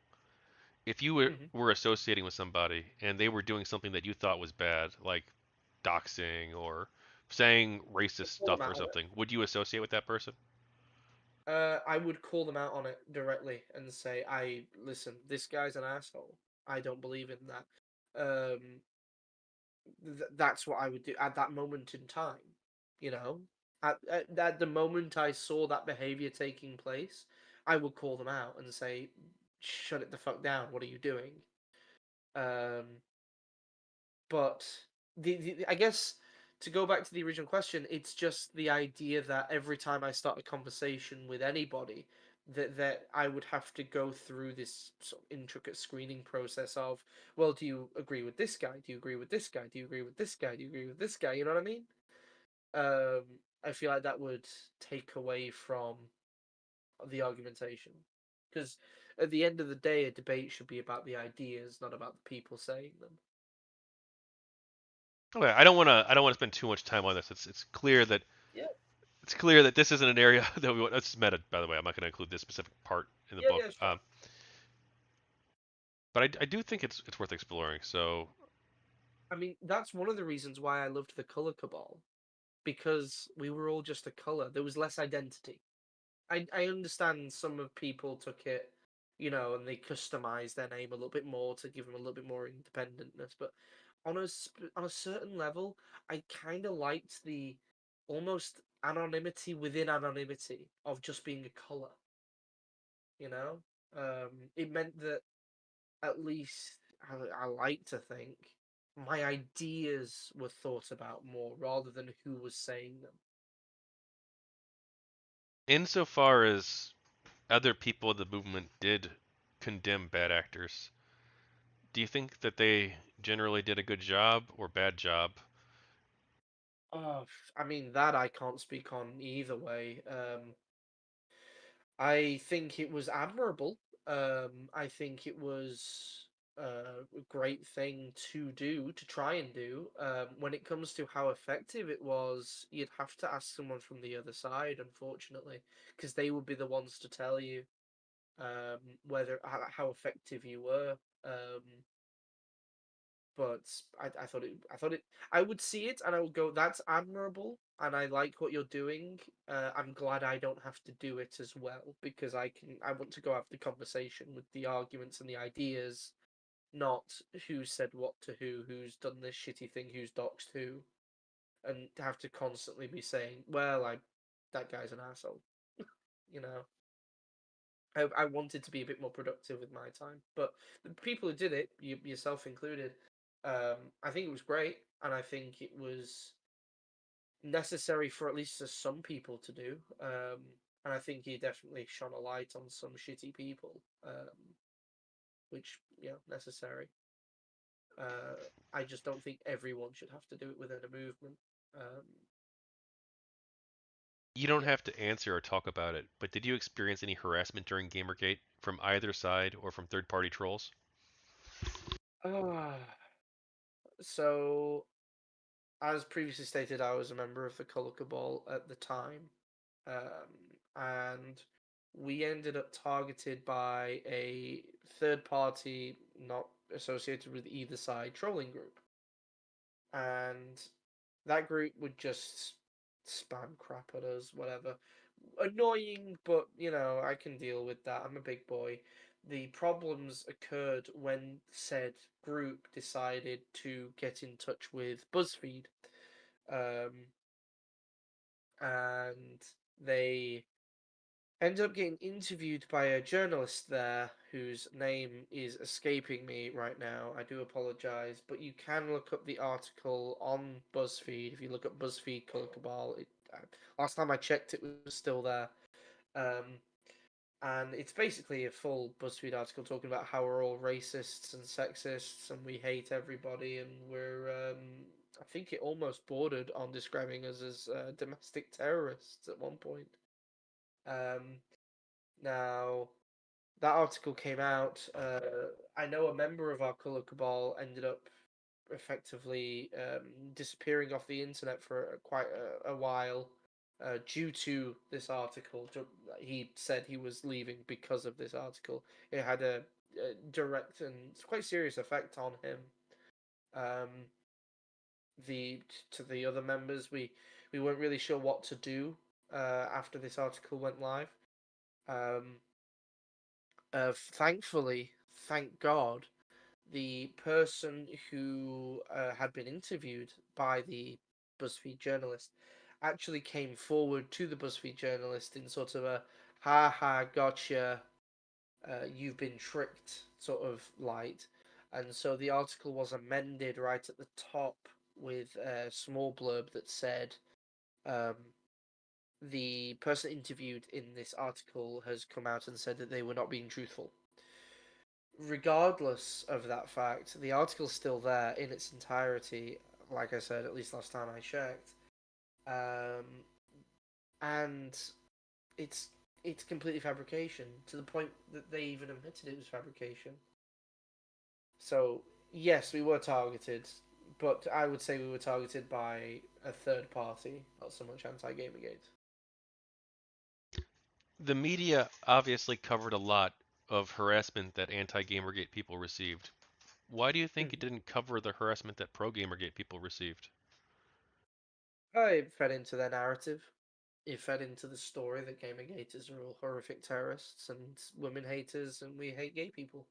It fed into the story, fed into the narrative. So they wanted to sell a story, and the other facts they were not conducive to that story.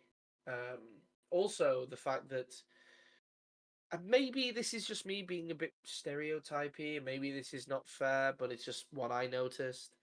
Um, People in Gamergate who received harassment were a bit more stiff upper lip about it all. They didn't talk about it as much. They weren't as loud about it. On the other hand, people who anti Gamergate who received harassment were much louder. Um, they talked about it more, and a lot of them, due to their positions, had the platforms to speak out about it. So of course they would only speak out about it in the context of their side, as it were. Yeah, I received some pretty horrific harassment. I mean, really horrific harassment during Yeah. Gamergate. I'm still not sure if I want to talk about it. Uh, you don't have to if you don't want to. Do you have any thoughts on Zack Attack, the anti-Gamergate doxing group that tried to go after Mombot? Oh, now at the time when that was happening, I was unaware it was an anti-Gamergate group. I did know that Mombot someone tried to dox her, but I didn't know the details. I'll be honest. So was that confirmed as an anti-Gamergate group? Yeah, it was actually kind of a psyop that, not a psyop, that's not the right word, sorry. It was kind of a ploy that a Gamergate support, that Mombot and Rudderhouse had ran, where Rudderhouse pretended to be anti-Gamergate and infiltrated their community and Hmm. made ties with several leading anti-Gamergate people. And when he was in their community, he realized that they really wanted to go after Mombot, so he created a fake docs with Mombot, and well, rather he created breadcrumbs. I see. They worked together to create breadcrumbs, fake Facebook profiles that were fake, stuff like that, in order to see if they would go after those profiles. And then they did, and so then Mombot pretended to be doxxed, but then I believe it was 9 hours later, they revealed that actually the dox was fake, and they leaked all of the logs showing that the doxing group was actively trying to get all this dirt on her and trying to get her address and all that stuff. I don't know about her address So, specifically, but her information. um, like I said, I knew like, I vaguely knew some of the details. You've just filled me in on the rest of it. My first impressions are that's fucking hilarious, honestly. Kind of genius. Um, Also very scary. That you had people out there. I guess we already knew they were out there trying to dox people, but I guess to have concrete evidence is very scary. I'll be very interested to see the logs of that after this interview, if that's okay. Yeah, I can Uh, link you the article. There's yeah, Mombot that's wrote a whole fantastic. thing about it.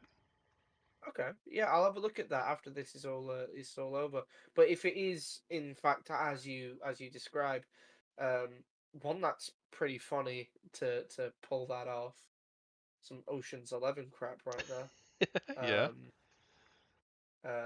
but yeah, I, I think it proves what we were saying earlier that there were definitely bad actors in both groups. Um, yeah, just people wanting to watch the world burn, so to say. What do you think of the term sea lioning and how some critics of Gamergate use the term? Or you're gonna have to remind me. I remember the sea lion ethics thing, but it's been so many years. You're gonna have to refresh my memory. I'm not sure you want me to get into this, but No. basically, there's a comic book, or sorry, a web comic that came out, and the web comic shows someone saying, "I hate sea lions." They say this out loud in public. So Mhm. a sea lion then says, "Well, Okay. excuse me, why do you hate us?"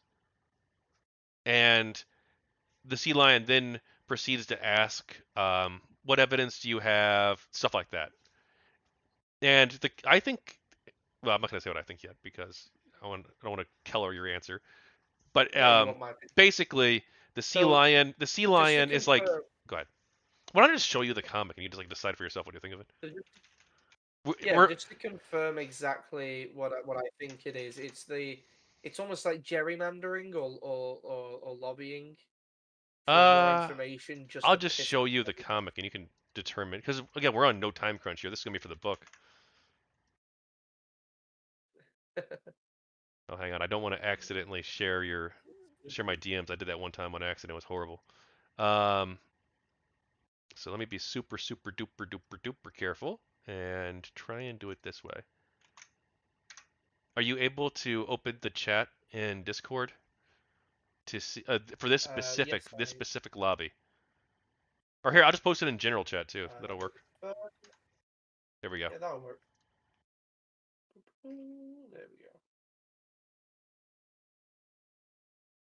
So I remember that Oh, I can this screen is share it too if anyone's probably watching. is unrelated.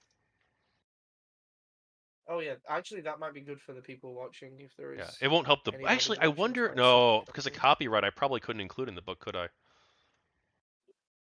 Or I guess I could because it falls under Probably fair not. use, right?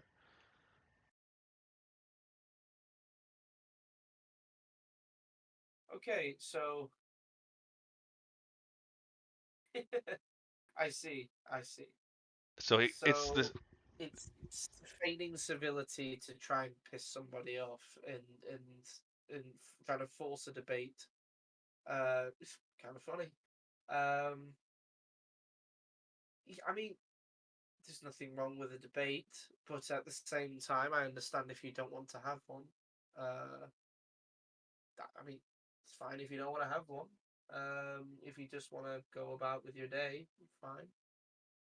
People are entitled to their ignorance, and if I'm going to be a bit egotistical about it,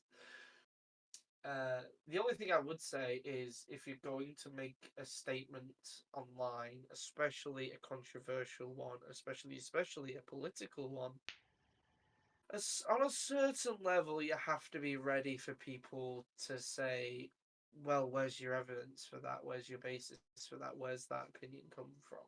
I mean, we have sort of a running joke nowadays online that's come about recently of, I make this statement, no, I will not elaborate. The no, I will not elaborate bit is the important, relevant thing to this. Um, I mean, it's fine. It's funny. I understand that sometimes people like me can come across as annoying. I get it. I get it. Um, yeah, I mean, if you don't want to have the conversation at that moment in time, that's fine. I have no issue with it. But just maybe in the future, if you don't want to have the conversation, don't make the statement at that exact moment in time. Maybe wait till you're ready to have the conversation before you make the statement. That's all.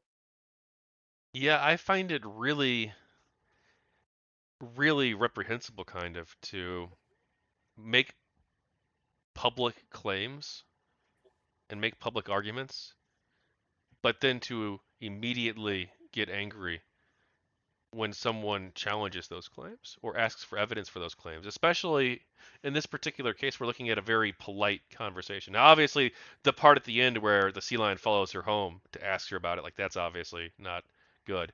But like everything else, where it's like you made public claims in a public setting, and then when someone asks, well, Mm. hey, can you back up that claim and defend that claim? You immediately act like you're being attacked and victimized. I don't think that's a good way to engage in the world. Yeah, that's it. I'd agree. It's not the best way to engage with the world. It almost reminds me of completely unrelated. It's just another stupid comic on the internet. It's the person going, the herder, I'm stupid, and everyone going, go away if you're gonna be dumb. It's like, haha, I was only pretending to be stupid. Got you, idiots. It's like, well, you've not really accomplished anything. Like, same here. If you make a statement online and you don't back it up, or you refuse to back it up, or even just explain a little bit exactly where you're coming from, it's not really productive, and you're just yelling into the void at that point. It's like, well, you're not really achieving anything. At which point, why did you say it? I mean, we say things online. We post things online for attention. Everyone does it. Everyone posts online for attention. That's the purpose of it. So when you achieve that attention, especially if it's polite attention, simply asking for more context, I I don't see what the issue is. Unless you want people to just blindly agree with you, which I think a lot of people think they want until they get it, at which point it's a bit scary. I think I think we already touched upon this a little bit, but what do you think about how the media covered Gamergate? I mean, they came at it from a specific angle, an angle that they had set out in their mind. They had their good guys, their bad guys, and they were going to stick to those guns for as long as they could. Um, it was very one-sided. Um, I mean, even when they brought people who were pro Gamergate on, like Milo Yiannopoulos, although he has fallen in recent times, um, like it always felt like it was meant to be an ambush of some description. Like there was always supposed to be some sort of gotcha that they're trying to catch him in on. Um, it never felt fair. It never felt like they were actually giving us the space to talk. Um, which I mean makes sense. We're going after the media. Why would we expect the media to be fair with us? They're the ones we're attacking. You mentioned Milo Yiannopoulos. Isn't that actually a great example of how if you don't do enough to condemn bad actors, it makes it impossible to have the conversation that you want to have? If Milo I think, was told to fuck yeah. off right away by everybody, which he was by a lot of people, but not by everybody, don't you think that I mean, the conversation would have been I better? didn't tell him to fuck off straight away. I think early on, Milo made some good arguments. Actually, good argumentation early on. Same with a lot of people. Hell, Ralph made good arguments early on. I will never condemn some of the things that he said because they're it makes sense. They're good arguments.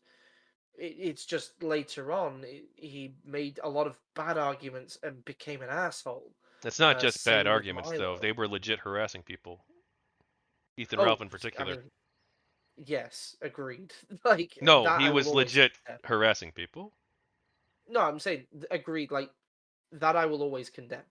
I will always condemn that, regardless. Um, And I have I also receipts think, too. yeah, yeah. No, I'd be interested to see. Well, I would find it funny to see because Ralph's a dickhead. Honestly, Ralph's a dickhead, and he he strikes me as someone who early on he made some funny points and some good arguments, and everyone went, oh, you know what, you're okay. And he kind of then got a bit power hungry and just completely went on that trip of just, I'm a superstar. I can do whatever I want. So fuck everybody else because I'm the great, great Ralph. And I think the same thing happened with Milo. Early on, he made some good arguments, some good points. He was, in my opinion, kind of funny early on. And then it was a very, I'm not even going to say slow, quite rapid decline. And now I look at him and I'm like, I don't even know what the fuck is going on with you. Same with Ralph. They're both absolute messes nowadays. And I mean, you can tell I'm left wing liberal. I think the same thing happened with Sargon of Akkad early on. Very passionate, made some good arguments, backed it up, it was great. And now Not so much. But that's the nature of things. People change, people's opinions change, and I mean, what's that old quote? Power corrupts, absolute power corrupts absolutely. It's the same with attention. Attention corrupts just as equally. And we saw that with some of the quote unquote figureheads within Gamergate, which is hilarious to me because one of the Gamergate's main points was there is no leader of Gamergate. That was like one of the main things is there is no, you know, blast boss of Gamergate. It's just we're a collective of people. Yeah, I guess even referring to Ralph as a figurehead in GamerGate um, Not my makes choice. me makes me question some things. No, not really. It makes me understand why anti-Gamergate people hated us because I Oh, I definitely totally get why they did. I 100% understand why they did.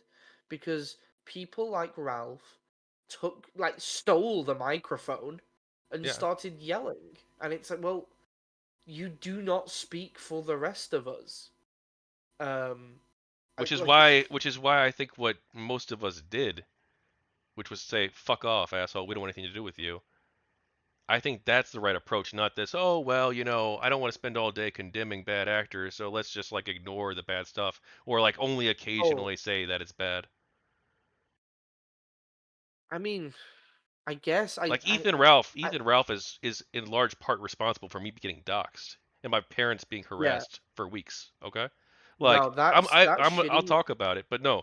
Like he Yeah, was directly well, yeah, he allowed it to happen in his server. He knew about it in his private yeah, chat room and he allowed it to that's happen. shitty, and I will always condemn actions like that. And obviously, those Well, direct actions, obviously I will not always. though, based on how you're talking about this, right? I will condemn them if you bring them up. I'd just rather, if we're gonna have a conversation on one thing, we stick on that one topic. That's all. That's where I'm coming from. Is I'd rather if we're talking about A, I don't have to constantly keep bringing up B. That's all. But if you were to say, "What's my opinion on Ralph?" It's he made like some funny comments and some good arguments early, and he almost immediately fell off his rocker, and then started touting himself as the leader of Gamergate, which was ridiculous. And I think most people called him out on his bullshit. At least most people I saw called him out on his bullshit. So I felt like my one voice amongst the crowd wouldn't have been noticed, so I'm going to use my voice to try and talk to anti-Gamergate people and talk to people on the fence to try and explain, like, almost to try and undo the damage Ralph has done, rather than go out and just condemn Ralph like everyone else is doing. I'm going to try and actually fix the problem. But that was my perspective on it. I don't know. I'm not saying I was wrong or I was right. I'm not saying you were wrong or you were right. I think we just both approached the situation from two different angles. Um, and I think they're both equally needed. I guess for legal Just, purposes, I'll say quote unquote allegedly, but I've got the logs and I'll send it to you after if you yeah. want. Yeah, I'll be. Well, I don't know if you want to send the logs to me because I am once again just a random guy on the internet, and I don't know if you want to, you Oh, know. just if you wanted proof. Oh, listen. Um, right now we're both operating in good faith. So I will trust you in good faith that this happened. Um, but Did and honestly, in my opinion, it sounds like something Ralph would do. did you reach out to any journalists or media outlets who wrote articles about Gamergate to correct misinformation?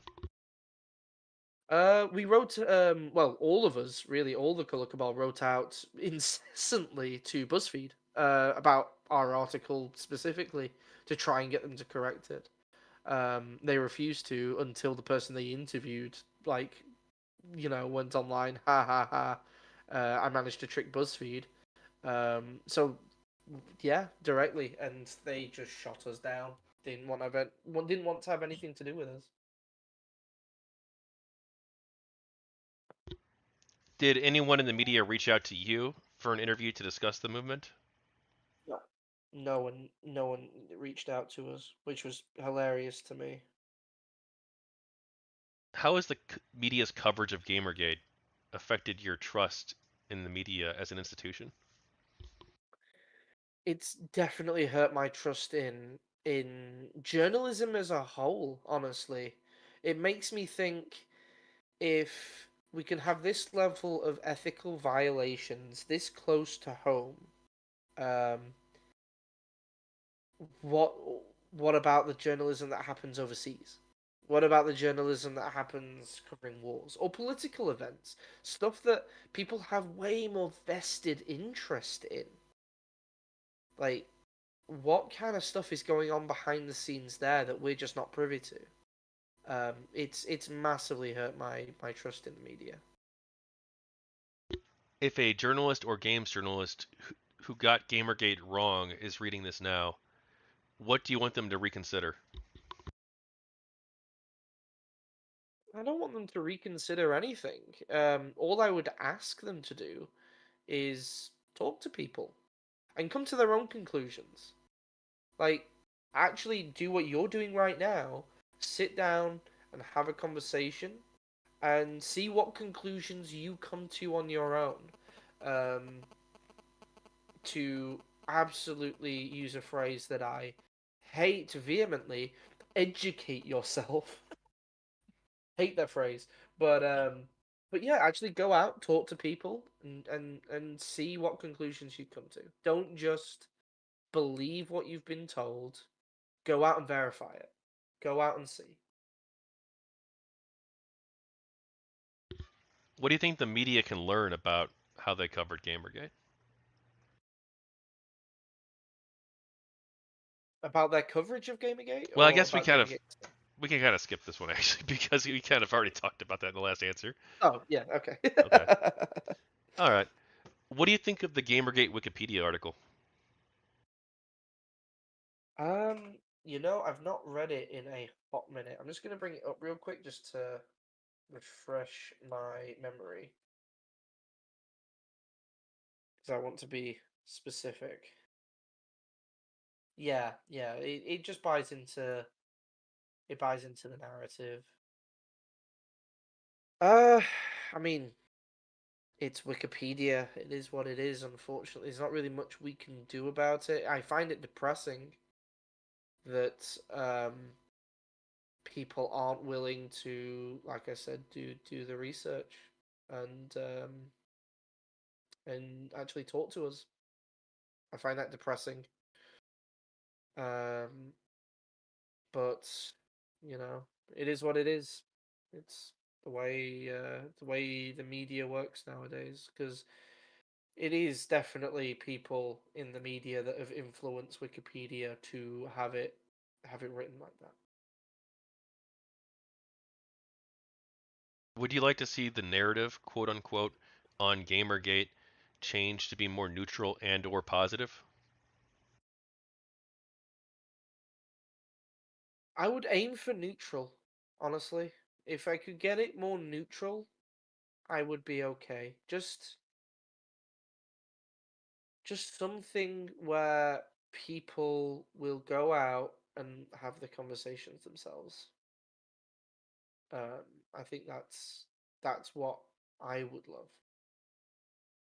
Has your conscious experience as a human been made worse to any degree because of the media narrative about Gamergate? It's definitely made me more cynical, if that's what you're getting at. It's made me more cynical. It's made me less trusting. More. It's made me question everything more, which arguably good thing, arguably bad thing, depends on your perspective. Um, but yeah, more cynical. Yeah. What's your favorite video game? You see, this probably was the question I was dreading the worst. I'm not going to lie. He's a fake gamer. He's not even a gamer, guys. No, I'm just kidding. I really like that League of Dota. Uh, Favorite game? Ah, Christ. I don't really have one. That's the thing. It just depends on my mood. I mean, if I was to go into my Steam right now, which has tons of games, I promise. Uh, Probably my most played game recently has been a smallish indie game called Ghosts of Tavor, which is a VR game. It's a lot of fun. Other than that, Time Splitters 2 is a classic. The old Burnouts were great. Uh, what on a more intellectual level have I messed around with recently? Baldur's Gate, fantastic. Bear Sex, 10 out of 10, would recommend. Yeah, that'd be sort of a smattering of my tastes in video games. Yeah, you can never really just pick one, can you? Dude, it depends on the mood. What genre are you looking for? You know, like Right. Yeah. one day I want RPG, the other day RTS, the other day FPS, then a dating simulator in between just to break up the mood a little bit. Like, it depends what mood you're in. Did you attend the GamerGate meetup? No, I really wanted to though. I know a friend of mine, in once again in the Color Cabal. He managed to get to one, but where I was living at the time, there just wasn't any close to me. Would have loved to have gone though. Do you have any thoughts on Vivian James or GamerGate related art projects?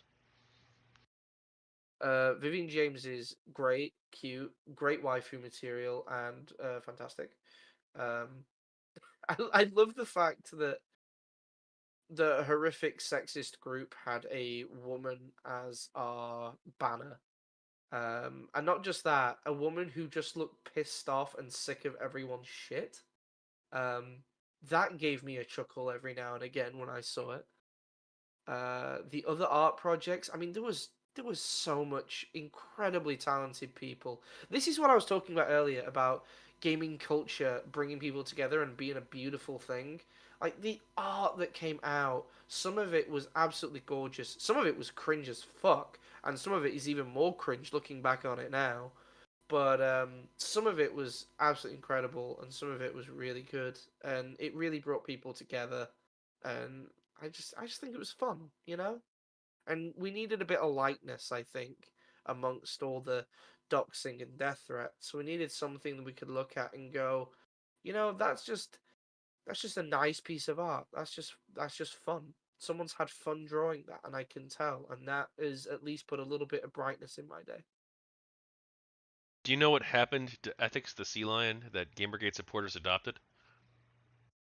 No, I don't, but I'm very curious to find out. That is something we would do. We would name the sea lion Ethics. Yep. Oh yeah. I uh I knew we did that, but I've no idea other than past that what happened. But I did find that very funny. Once again, just those little splashes of comedy in and amongst all the shit flinging. Like once again, examples of the gaming culture being kind of a beautiful thing.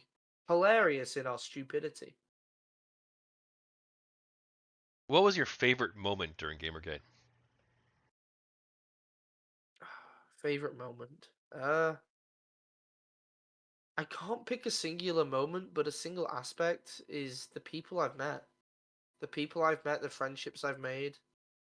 Um, those, just that as a collective would be my favorite aspect of Gamergate. I can't pick a single moment. There was so many good, so many bad, so many horrific, and so many weird moments. I don't know if I could nail down just a single one. But if I had to pick an aspect, I'd pick the friends I made along the way. If you could have changed one thing about GamerGate, what would it be? Oh, if I could change a single thing about Gamergate, I honestly don't know. I don't know what I would try to change. Like it was all so of its time that I don't know. I don't know how changing things would affect it. You know, um, if I had a magic wand and could snap my fingers and anything could have been changed, I probably would have tried to get everybody to agree to have no leader and have no figureheads and just be anonymous as much as we could. But unfortunately, that didn't happen. What do you think that would have changed? I think as a movement, it would have been much harder to criticize. I think it would have stood on the strength of its ideas more. I think it would have meant that a lot of the doxing, the harassing on both sides, I think that would have been lessened. Um, I think it would have been easier to weed out bad actors, or at least ignore them. Um, yeah, I think it would have been better, but I mean, I don't know for sure. I just don't know, you know. What would you personally have done differently during Gamergate?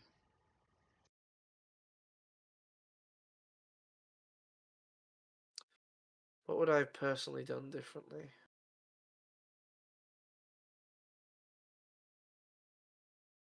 Well, I sort of pushed at one point for the Color Cabal to go in a direction that I now see was not really my call to make. Um, Probably wouldn't have done that. I was trying to get us to be more open, to have more conversations, to bring more people in with different ideas, and I see now that, like I said, it wasn't really my call to make. It wasn't a decision that I should have made. Um, yeah, probably that. Do you have Actually, let's word this question differently. It's 10 Yeah, years from sure. now. A group of people on the internet have a cause that they care about. They're looking back to old causes, Occupy Wall Street, Black Lives Matter, and Mm. Gamergate, these leaderless online movements. What is something that this future cause can learn from Gamergate or these other online movements? If you are leaderless, stay leaderless. Um, Survive on the strength of your ideas alone. If you are wrong, admit you are wrong and work to correct. If And don't demonize the other side. The other side, the other people, they're still people. They have ideas just like the rest of you. They may be wrong, but that doesn't mean they're less than you. That doesn't mean you can treat them like crap. What that means is you should talk to them. And who knows? Maybe you're wrong. Maybe they're right. And if you are wrong, correct and hopefully share your insights with more people. The only way you get through any sort of controversy is with open dialogue. Otherwise, you end up stagnating like Gamergate unfortunately did. We made some headway, we made some progress, but ultimately we stagnated. And the same thing happened with Occupy Wall Street, and the same thing seems to be happening with Black Lives Matter. Nothing meaningful is getting done because conversations aren't being had. What have you personally learned from Gamergate? On a personal level, I've learned I've learned to listen more and talk less. Although in this interview I have rambled a lot. I promise, outside of an interview setting, I do listen more. um, I've learned that people are a lot more diverse than I originally thought. I've learned that people on the right wing can agree with me just as much as people on the left. I've learned that a political leaning, a political ideology does not make the man or woman in this case. Um, values do, what you value, and your perspective on the world is what matters, more so than where you sit on a political compass. And to trust people based on their actions, not their words. Was Gamergate successful in your eyes? In an incredibly limited way, yes. We do now see uh, more so rules of ethics, disclosure, and so forth being adhered to. I think it's funny. I think Gamergate won regardless of anything Gamergate did. I think Gamergate won as soon as independent media sources became more popular and held themselves to a high standard. I mean, you look at YouTubers like Young Yeah or Skill Up that I mentioned previously, or even the late great Total Biscuit. Um, they held themselves to a high standard. If there was a mistake in a video, they would correct it as soon as they found out. They would disclose if they'd had personal relations with anybody they were covering. At least they seem to until I'm proven wrong. Um, I think as soon as that happened and as soon as media started becoming decentralized, Gamergate won. Even though we had nothing to do with that happening, just technology did. Technology exploded. So overall, I think yes, but by no actions of our own. What do you think of this interview project? I think it is a massive undertaking by yourself. I truly hope it comes to fruition. I hope it does well, and I hope it opens people's eyes a little bit to sort of what happened and to just as I've repeatedly said about 5,000 times, I'm sure anyone reading or listening is sick of me saying it, but to have the conversation with whoever it is you disagree with, just have a conversation. You'll find a lot of the time the people you disagree with have the same values. They may just be coming at it from a slightly different angle. And a lot of the times you end up having intense, heated arguments over the fine intricacies of an opinion. Some people reading this might hold a negative view of Gamergate. Do you have anything you want to say to these people? No, I want to listen to them. I would like to listen to these people and hear what they have to say and hear why they have the opinion that they do. Is there anything else you want to talk about regarding Gamergate? Not really, I don't think so. I think we covered all the major sort of areas. Nothing springs to mind. Is there anything else you want to ask me that maybe I brought up at some point? No, I think we're good. And for better or worse, I just made probably news because this is like the first time I've talked publicly about the harassment that I'd received in depth. And Yeah, I'd yeah, just like to say there's thank you for being so open about that. I know that must have been a big deal for you. I just want to say thank you for I mean giving me the privilege to share it with me, but also the world. I get that that would have been difficult, and if there's anything, I'm sure there isn't, but I'm sure if there's anything that I can do to help, just let me know because that is some serious shit that you went through, yeah. and I mean, it's I want to give mostly it the weight mostly that my it deserves. parents who suffered the worst of it. Um, but yeah, Yeah, he I'm not sure, man. Ralph himself did not dox me, but he worked with a third-party troll who was in his private chat room, and the third-party troll had was doxing me and talking about how he was publicly. I was talking in the chat room about how he was going to dox me, and Ralph even replied. Ralph and Ralph's girlfriend at the time, I believe, were both in there. They both replied, so they knew it was happening, but they didn't say anything to condemn it. They didn't ban him. They didn't do anything. And this isn't the first time it's been Fucking made Ralph, public. It was man. sort of made public because, do you know CharmingMan? I name rings a bell, but I don't think we had any direct interactions. Well, this was a pretty small chat room that Ralph ran with about 10 people in it. And one of the people, well, to be Oh, fair, one of the people in the chat okay. room That's did why. condemn. One of the people in the chat room did condemn what was happening live as I was getting doxxed. To their credit, and then, but not Ralph, or Ralph's girlfriend.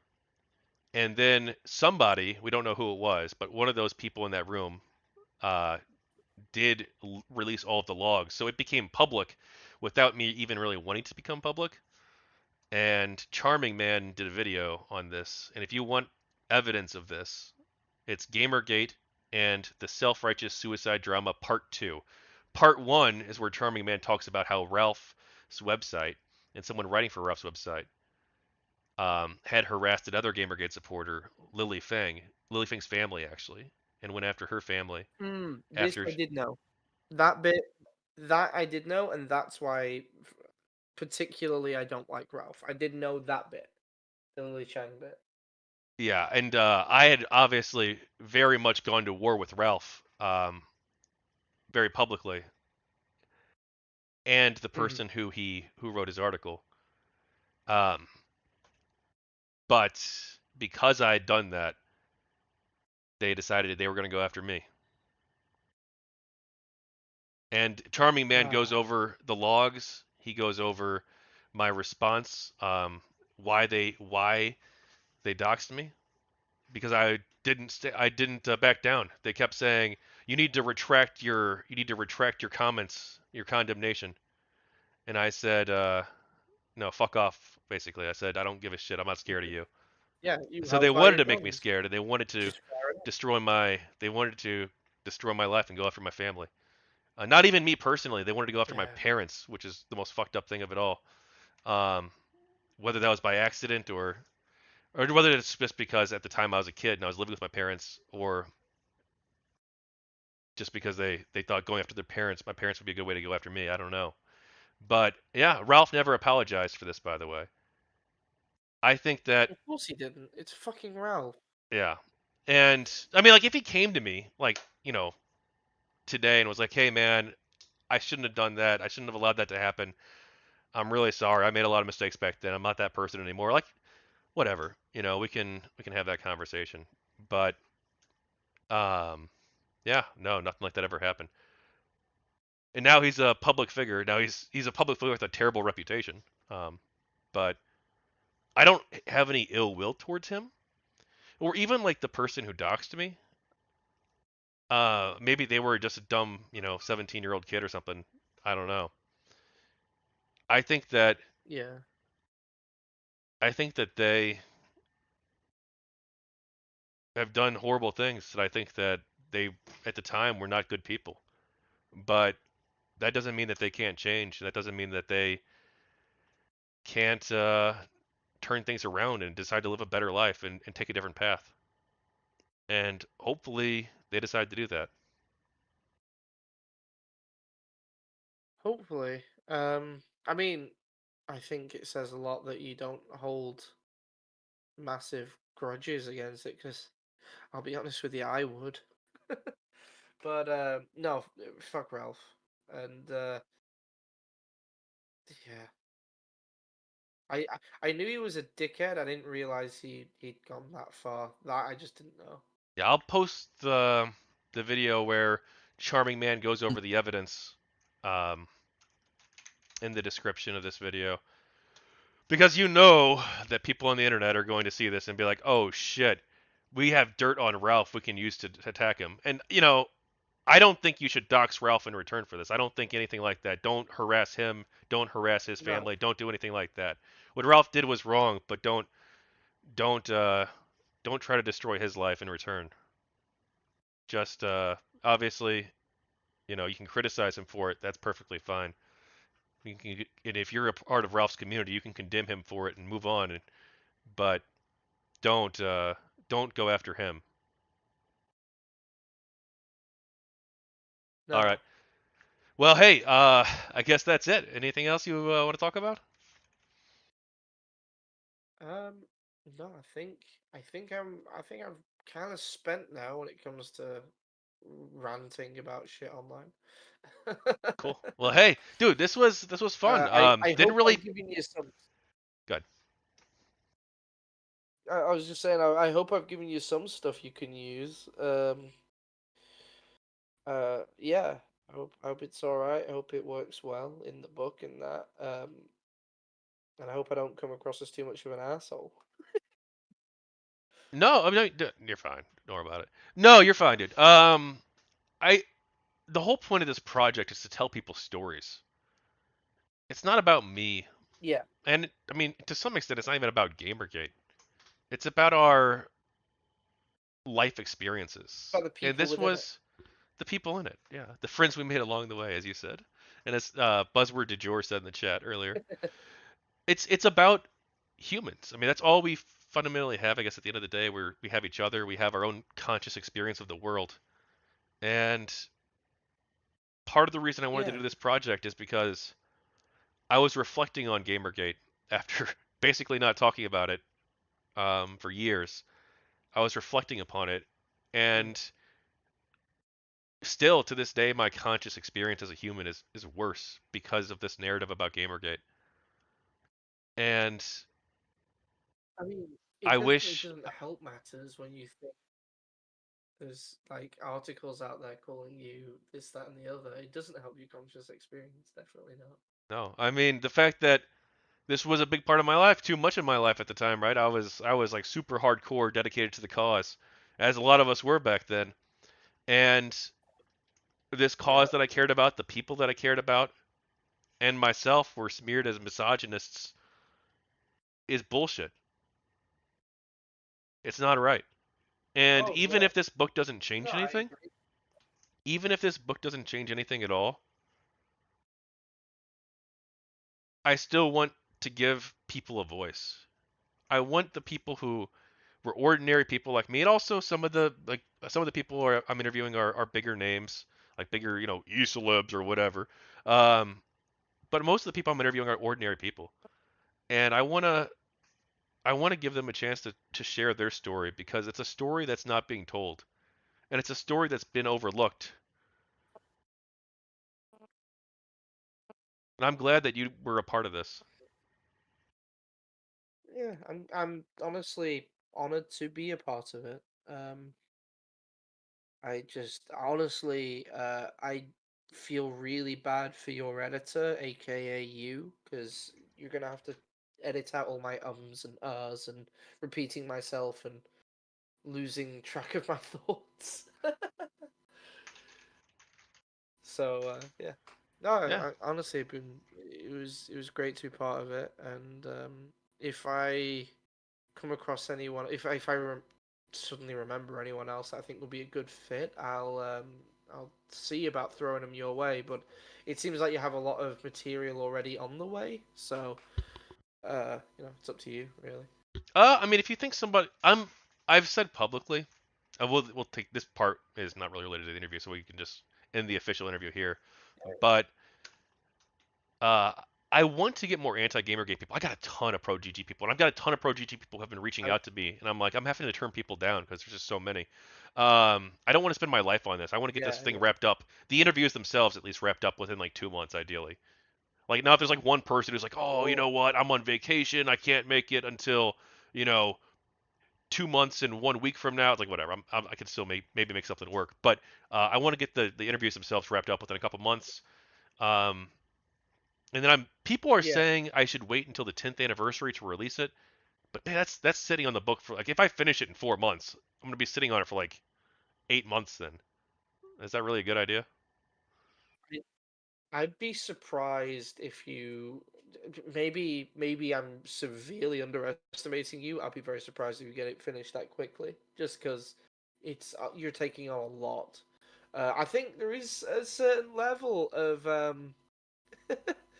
I don't know, poetry to it. I guess to release it on the 10th anniversary, that would be kind of neat. But I understand the apprehension towards waiting that long if you do manage to get it done that quickly. I also have this Um, maybe it's a personality flaw to an extent. I'm somewhat working on it. I'm a lot better than I used to be.